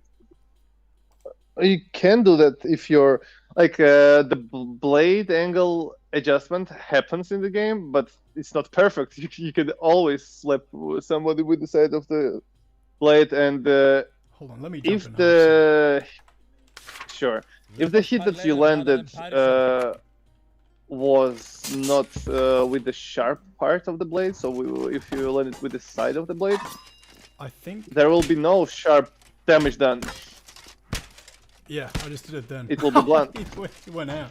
Yeah, so for the gamers in chat who play HalfSword frequently, the way you can do that is you start the swing in just a neutral generative position, so you generate momentum and then you whip it back, so that way it curves inwards and your hand shifts into like an ox guard. So in the momentum of that, you flick the sword and you can slap him with your sword. So there you go. And talking about draw cuts, the first question was about that. They're present in the game, but as you probably know, it's not something you can do at least easily, because as weapons work now, if they don't generate certain velocity and the impulse against the target is not big enough, then we don't register the hit. Otherwise, it would be like you just place your weapon against someone and just push against your target, and it will generate damage. We want to avoid that, so that's why we have a certain threshold you need to exceed before damage is registered. But I want to say that moving your blade along, like moving your weapon along the blade along your target would actually generate more sharp damage than if you don't. If you understand, if you can imagine what I just described. So draw cuts are present and not present at the same time. And the question was, would we improve that? Yeah, definitely. This is something I at least want to try to improve on. I want this feeling of cutting bread be in the game when you just place your blade and move it, and it actually generates the cut. Just made a lot of people very happy. The draw cut being refined is a frequent request. Yeah. Don't think that it is that easy, that it could be implemented easily, but oh no, it's a challenge. Where? We don't expect they shouldn't expect anything perfect draw cuts in early access, but long-term plans, they love hearing that. Yeah, long-term plans is HalfSword is a perfect game. Anything you can imagine. How successful were we with that? Working on that. If you cut off Willie's limbs and you start punching, you cannot do that. I don't know if there's like a code name for it in the actual like if you hold Alt and you like tap Alt or hold it a little bit before you swing, you do like insane balls damage. If you cut their limbs off beforehand, it negates that entirely, and it acts as a separate entity almost. So you can't get that insane like damage.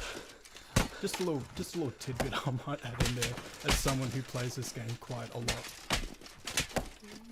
So, if you cut off somebody's limb, let me see if I can get a and perform.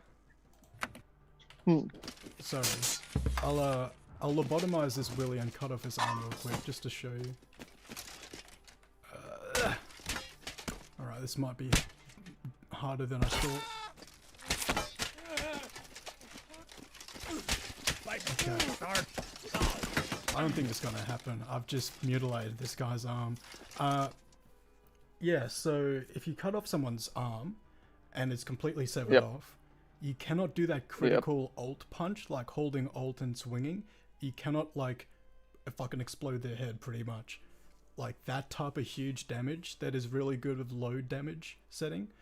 It's now impossible because the arm's cut off. Or like a limb's cut off or something like that. Wow, that's I have no idea what exact settings would negate that, but If you need a playtester, just hook me up. You know? Oh, I just hit the insane ball clip. Anyway, let's get to these questions before we run out of time, shall we? Sure. We'll start off with an easy one. Robin, have you played much HalfSword? I've played enough to appreciate what it's capable, but not enough to be good enough to do it. Frank, how much HalfSword have you played?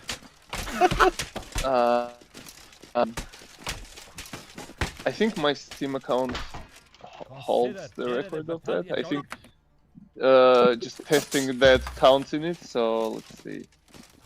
Team. I really enjoy how he took my question so seriously, because I was expecting him to just say too much. When am I not on HalfSword? That's a better question. Do you ever play HalfSword just to enjoy it? Oh yeah, okay. Playtime 11 minutes. That's how much HalfSword I play. But you play it in editor, so it doesn't count. So. Oh no, wait.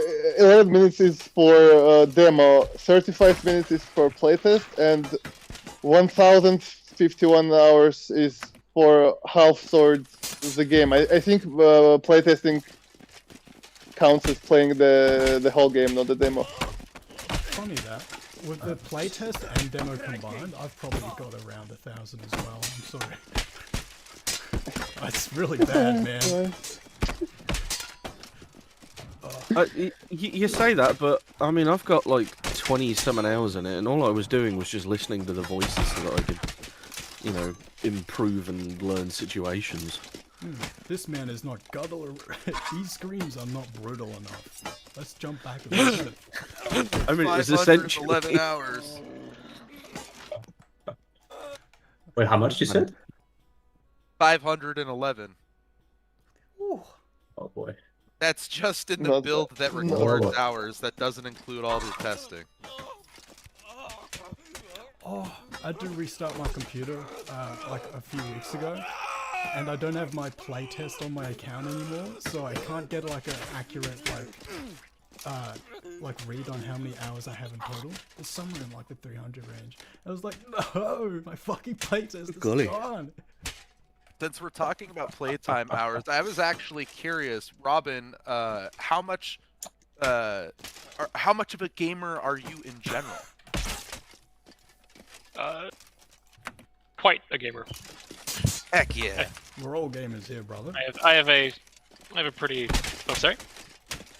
I'm just saying, we're all gamers here. Ah, yes. Yeah. In a way. I don't want to assume everybody, you know what I mean? Like 264 in Baldur's Gate. Oh yeah. 237 on just my PC copy of Elden Ring. Way more of that on the other one. 373 on Helldivers. 182 on Monster Hunter Wilds. 207 on Darktide. Golly, Miss Molly. 98 on Space Marine. I mean, if we're talking about hours most played on games, I don't want to participate in this conversation anymore. I was a bit depressed that I had like 1,300 on Mordhau. I'm sorry to hear that, man. Yeah, thank you. I appreciate that.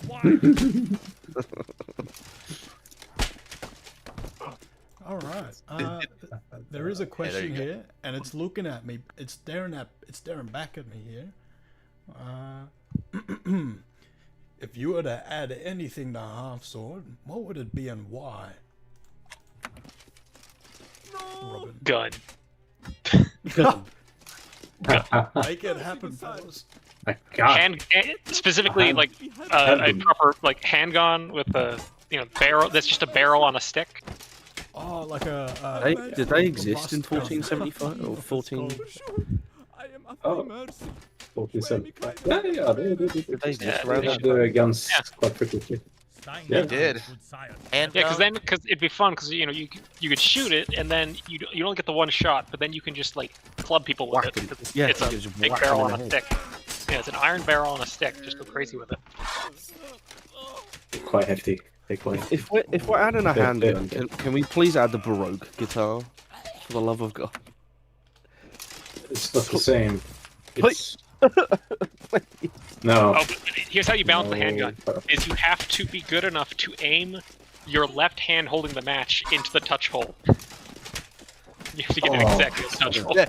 I mean, that's like the nature of HalfSword, make it all physically active, managing both hands. Aim the handgun, aim the hand to the touch hole while aiming the handgun. Yeah. That's good. That sounds. I know it's not intended, but that sounds so wrong. Hold it to the touch hole. Oh god. Oh god. Got to place it in the touch hole, man. Nice and slow. Nice and slow. Frank, Yes. I have a question for you from the community. What is your favourite flavour of ice cream? The Flavor people must know of ice cream. Absolutely. I guess matcha. Green. Green ice Matcha's cream. an ice cream flavour? I don't even think I've ever had matcha on its own. Wait, you haven't tried matcha ice cream? And you No? dare asking me questions about ice cream? Yes. No. You should try matcha ice cream. It's good. I don't think they sell it here. Unfortunately, It's either matcha or chocolate. Yeah. That's my answer. fair enough. Now, RobinSwords, you're not going to believe this. This is a question for you. What are your favorite fencing guides? Fancy. Manuscripts, anything along the sorts like that. Presuming you've read many manuscripts or fighting guides. In your opinion on HalfSword... Oh, hold on. That's a different question. My bad. But yeah. Yep. I want to say, so currently my favorite one to work from is Meyer. I've chosen that as sort of my long-term study project. That's my deep dive. I've been doing that for about 3 years now. But as far as just like my favorite little read, I like MS-3227A. So that is the Pseudo von Danzig manuscript. And why I like it is that it reads like somebody writing an angry rant on Reddit. He's actually defending himself while writing. They're extremely salty about it. I love it.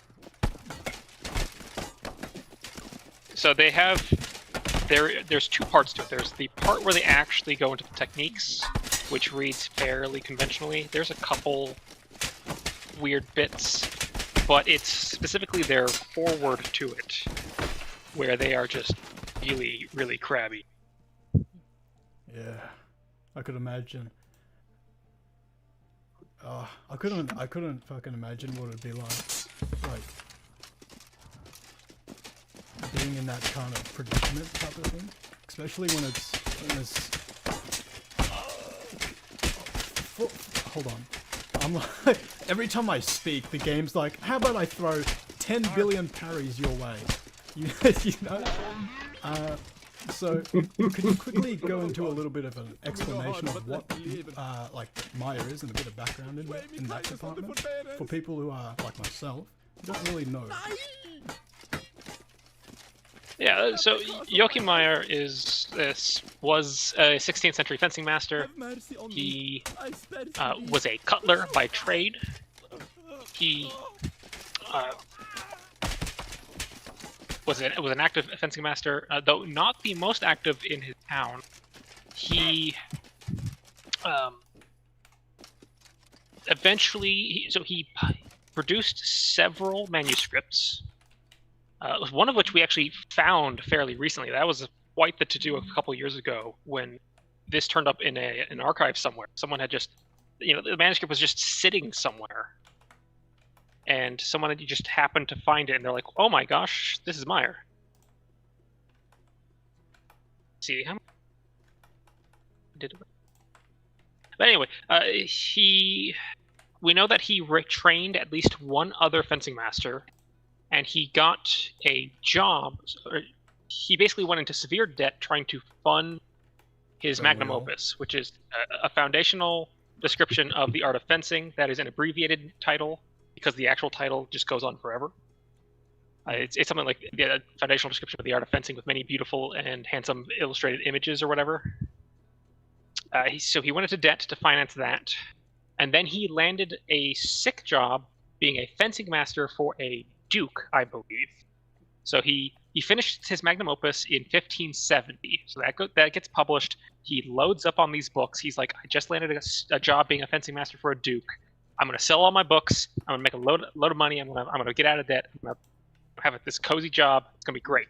So he goes. In this is unfortunately this is where you're all gonna see where this goes. He leaves in the winter. Oh God. Oh no. He gets sick on the road. He arrives there. He dies, I think, 2 weeks later.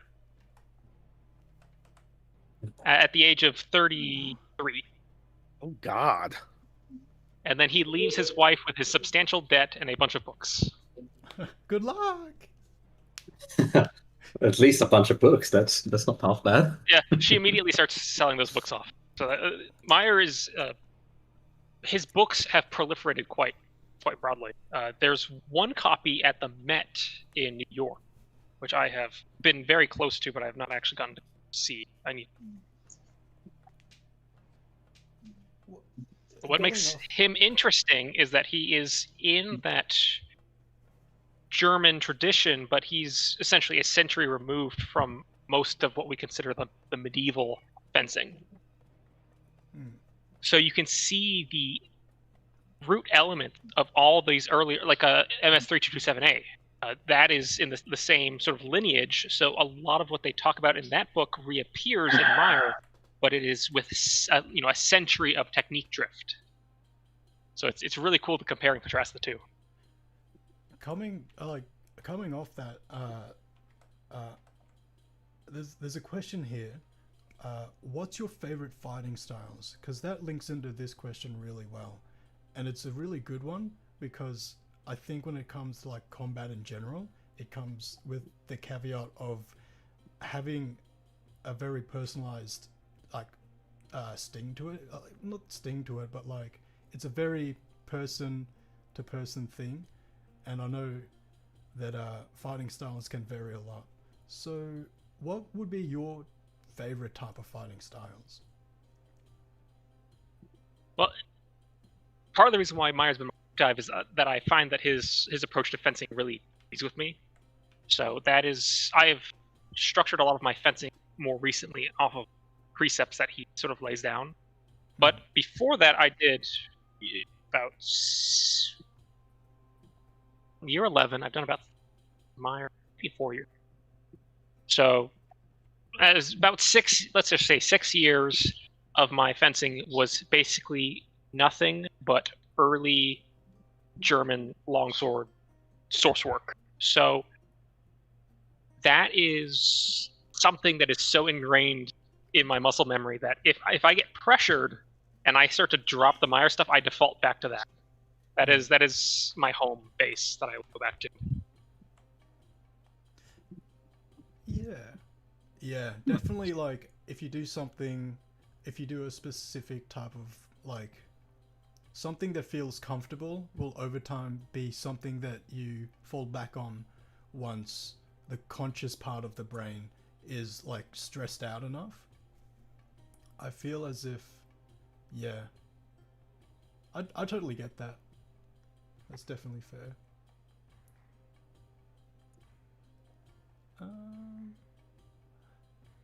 How do you feel about HalfSword's attempt at historical realism in terms of like armor, weapons, the feel of the weapon, stuff like that?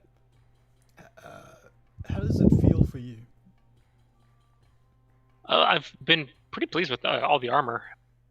My primary focus has always been the actual sword play more than nitty gritty on armor. But as far as my moderately trained eye in armor goes, I've been very pleased with the armor as it's depicted. It's obvious that it's been well researched, and the armor just tends to look very pretty.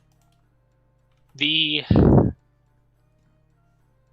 inherent trait of HalfSword being that it's a physics-based game, as I said earlier, was just there isn't a moveset. It's just a question of, does the game give you the tools you need to create authentic movements, and do the physics work in a way that support actually applying them?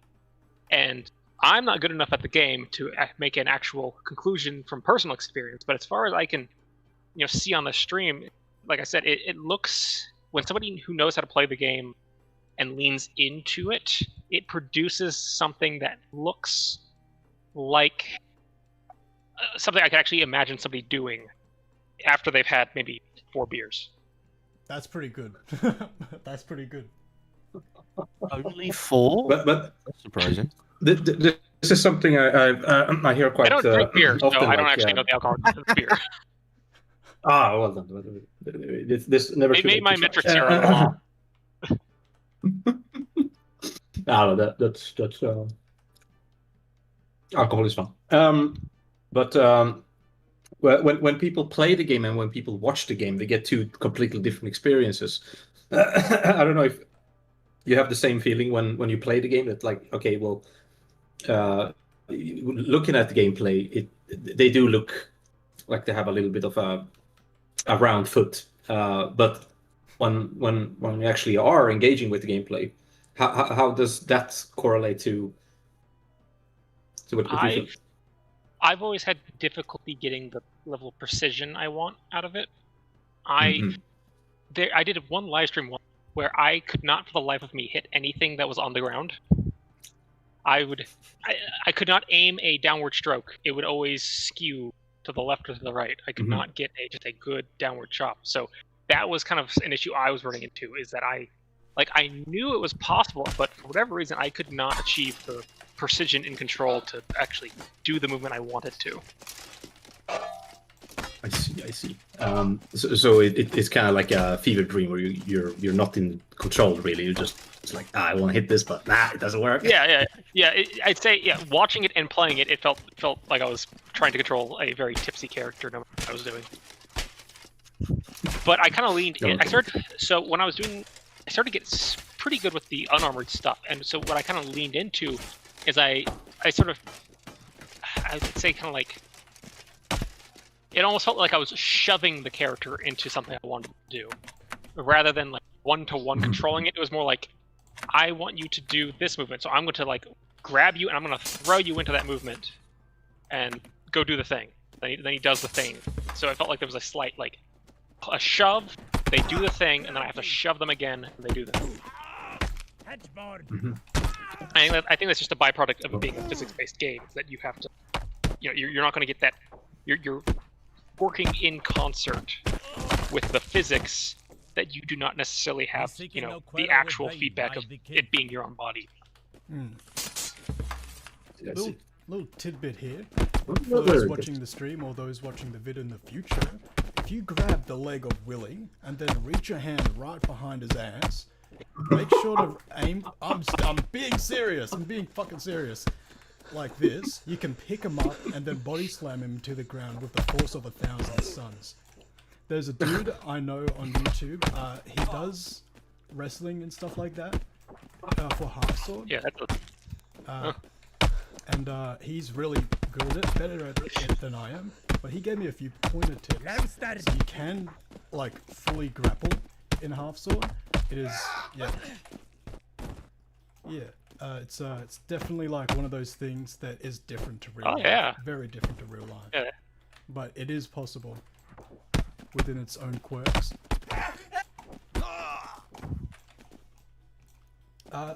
Robin, I got a community question for you here. Someone wants to know, do you have a preference on Zweihanders? Straight blades or the wavy Chris style blades? Straight blade. I don't like flambeige. Yeah. I think flambeige insists upon itself. It does. Brutal. It does. I am so glad that question was asked. Do you prefer the Eastern style blades or the German style blades for the Zweihanders specifically?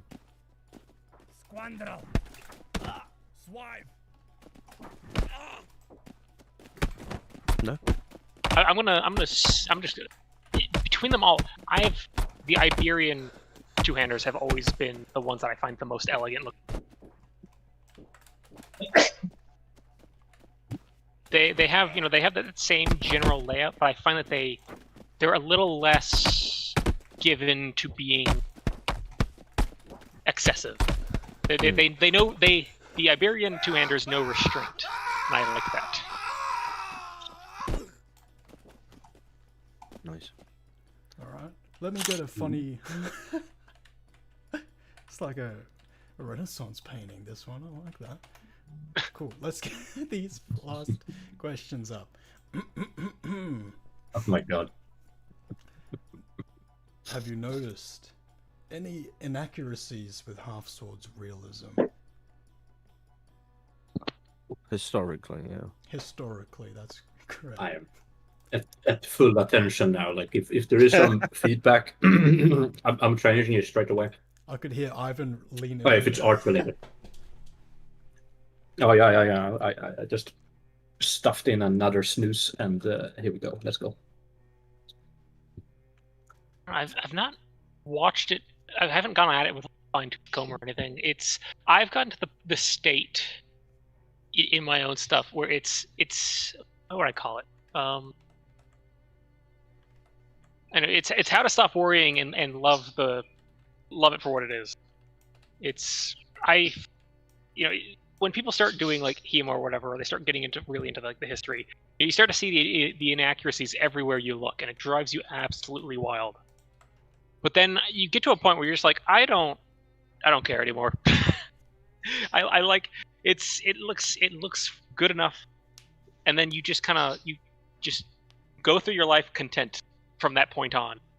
And so I haven't seen anything in HalfSword yet that made me go like, just like stuck out so much that I'm like, I can't ignore this. So I haven't looked all that thoroughly, but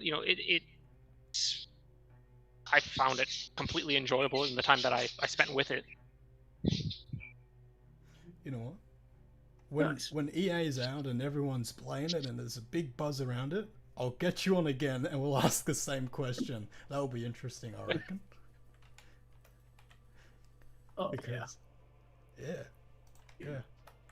Alright. Last question here. This is a good one for the voice actor, 5. And Robin, presuming you've read many manuscripts of fighting guides, what is your opinion on HalfSword using languages from the time period, i.e. Middle English, Middle High German, and Middle Polish?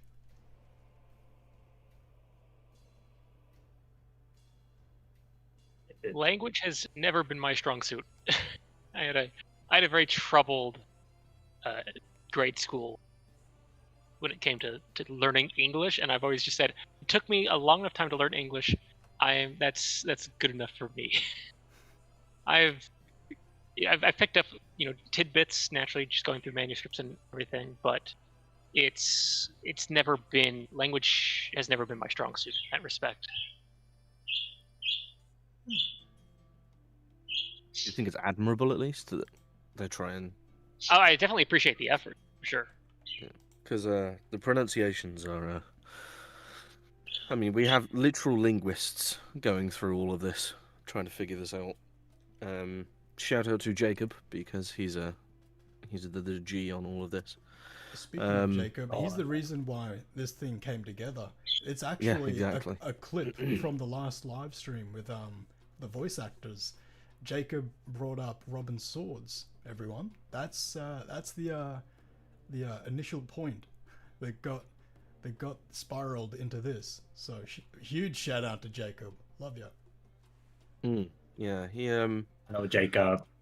When it comes to like the 15th century languages specifically, it's the language still technically exists, but in such weird forms. So with Middle English, the accent thankfully is still around. It's called West Country. With Middle High German, though, it kind of blended into the rest of German. The Polish, the same principle. Like Low German, same principle.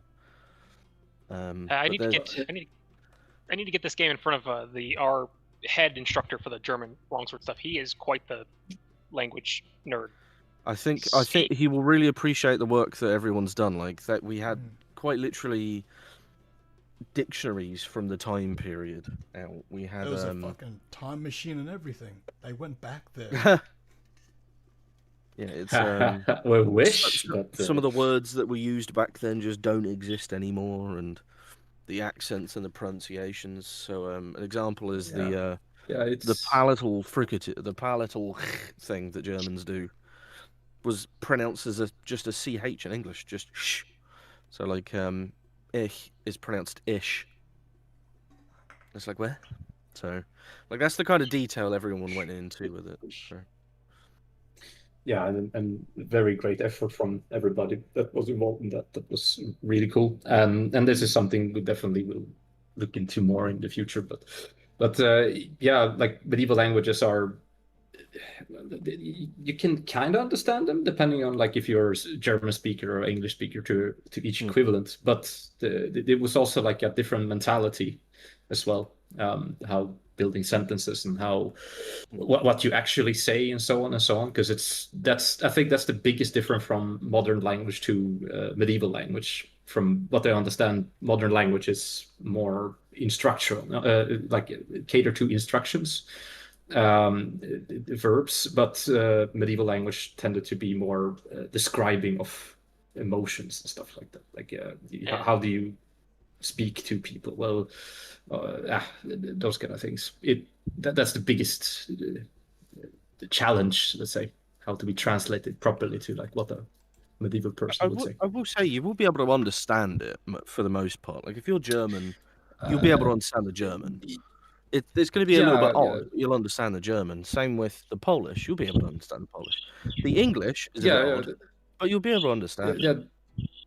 Yeah, I mean, in Polish, from what I heard, is that it's similar to like what church Polish is. Like you can find similarities, like in that old way of speaking, how they didn't change so much in how the priests speak in churches and stuff like that. Well, still a lot of changes, but it reminds of that. Like, I found I've been able to pick my way through George Silver's stuff. Without the modernizations well enough. But with any of these, it's always the idioms that really get you. Oh yeah. If they're making reference to something that doesn't exist. Oh yeah. Yeah. There was loads of them in the script, I tell you. That's the most interesting part. Like, okay, well, what does this actually mean? But translated to modern English, like we can't necessarily translate everything to modern English, but more to like maybe like post-Shakespearean Victorian English, kind of a little bit more similar. Before all of that stuff, just like well, now it's going to be more structured words and structured sentences.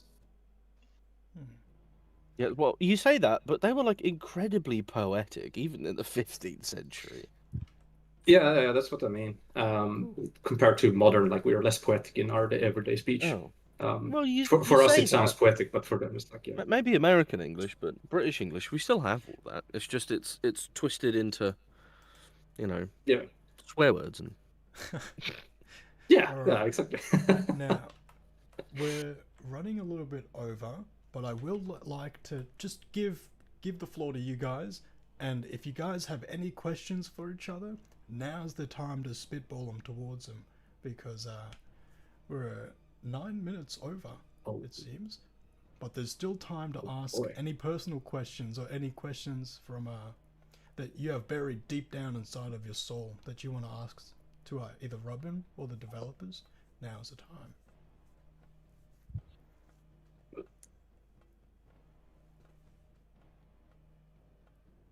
Do they have to be serious? No, I'm kidding. Do you guys want to hang out and play games with me sometime? Do you want to jump on Rocket League, perchance? Hey, was the ability to harass the character on the main menu inspired at all by Mario 64? Ooh, that's a No, actually, it was inspired in a way by Death Stranding. Huh? Death Stranding. You know, when you go to the shelter and you see your what's the name of the actor? Your Sam Norman. Porter Bridges. Yeah, Norman Reedus sitting on the bed, and you can like harass him a little bit. You can't punch him there, but you can play with them. I really like that feature. Yeah. Yeah, well, it immediately reminded me of Mario, because yeah, you just get Mario's face and you just poke him and drag him and do it. I haven't played that, unfortunately. Oh, it was the best gameplay of what was it, 1999? Yeah.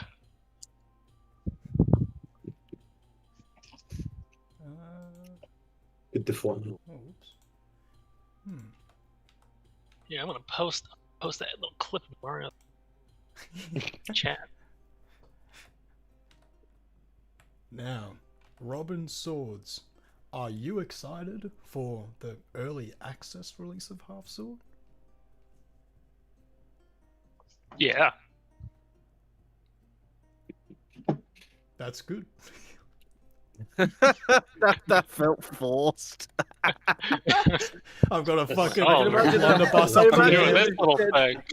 I imagine it was genuine, but that sounded so forced.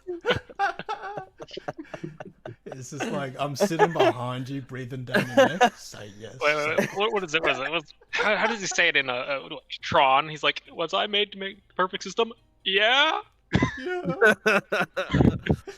I think so. Oh Lord! Oh, that was like I just heard him saying it. I was like, oh God, oh God. Imagine the intention was there, but that that was just. That's like when you're in a meeting with your boss, and he's like a really volatile person, and everyone's like, "So did we have fun today?" Yeah. Yeah. How was school? Good. Oh God! Here come the Jesse bashing again. Oh God! Oh, hope you got Here we your go. Been waiting for this. hope you got your armor, big fella. They're gonna bite you. Oh Lord!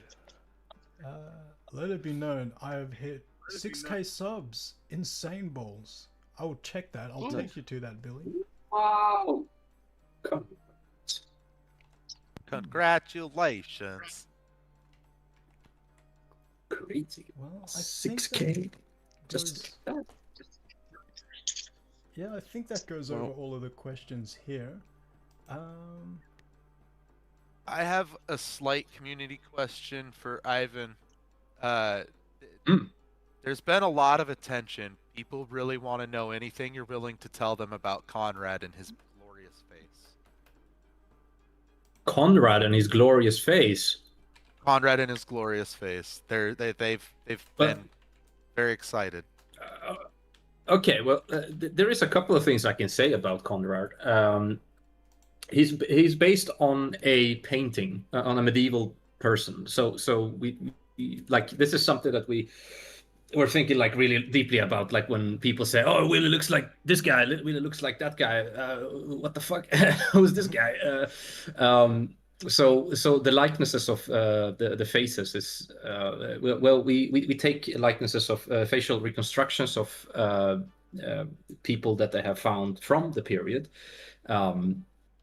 Some historical figures. I don't know if you will be able to recognize some of them, but if you have a very good eye on medieval paintings, maybe you will be able to recognize them. So we strive very hard to like, okay, well, we are not taking the bash on anybody, but the people that have voice actors, for example, they have ability to send in their faces and be a face in HalfSword. But Conrad in specific, I don't remember exactly who, but it's one of those paintings that show a face that looks similar to Conrad. I can actually, I mean, if you give me a moment, I can maybe see if I can find a reference and give you guys a little sneak peek. But all in all, that's what we try to do. Like we look for you know, like, okay, German people in paintings, how do they look like? Okay, we'll try to reconstruct your faces in how they look like or how they were painted. So maybe not 100% accurate, but at least that's what the painting shows. And same thing for French people or Burgundian. We have, you know, Poles and whatever we can find in the medieval period during this time. I'll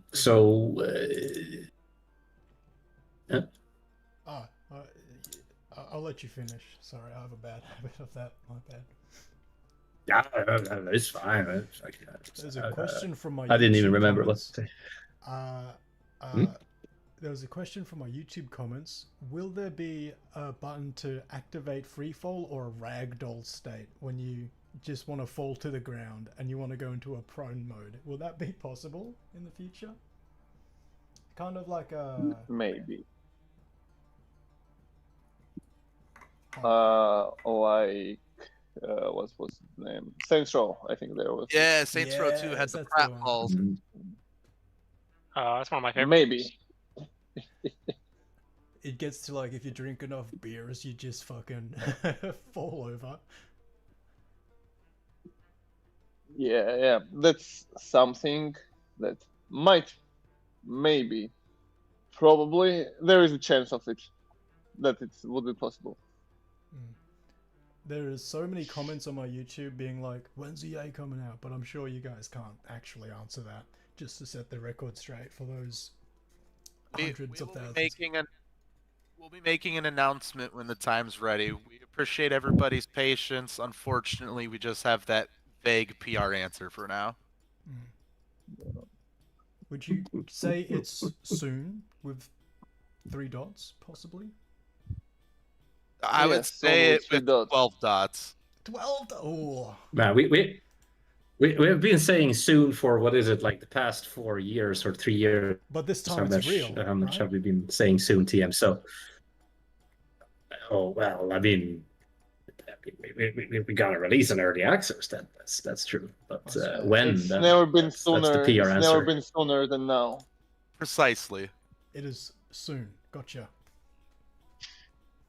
Frank, I have a burning, deep-cut question. Was the original Abyss bosses based on chess pieces? Oh, that would be so smart of me to do so, but no.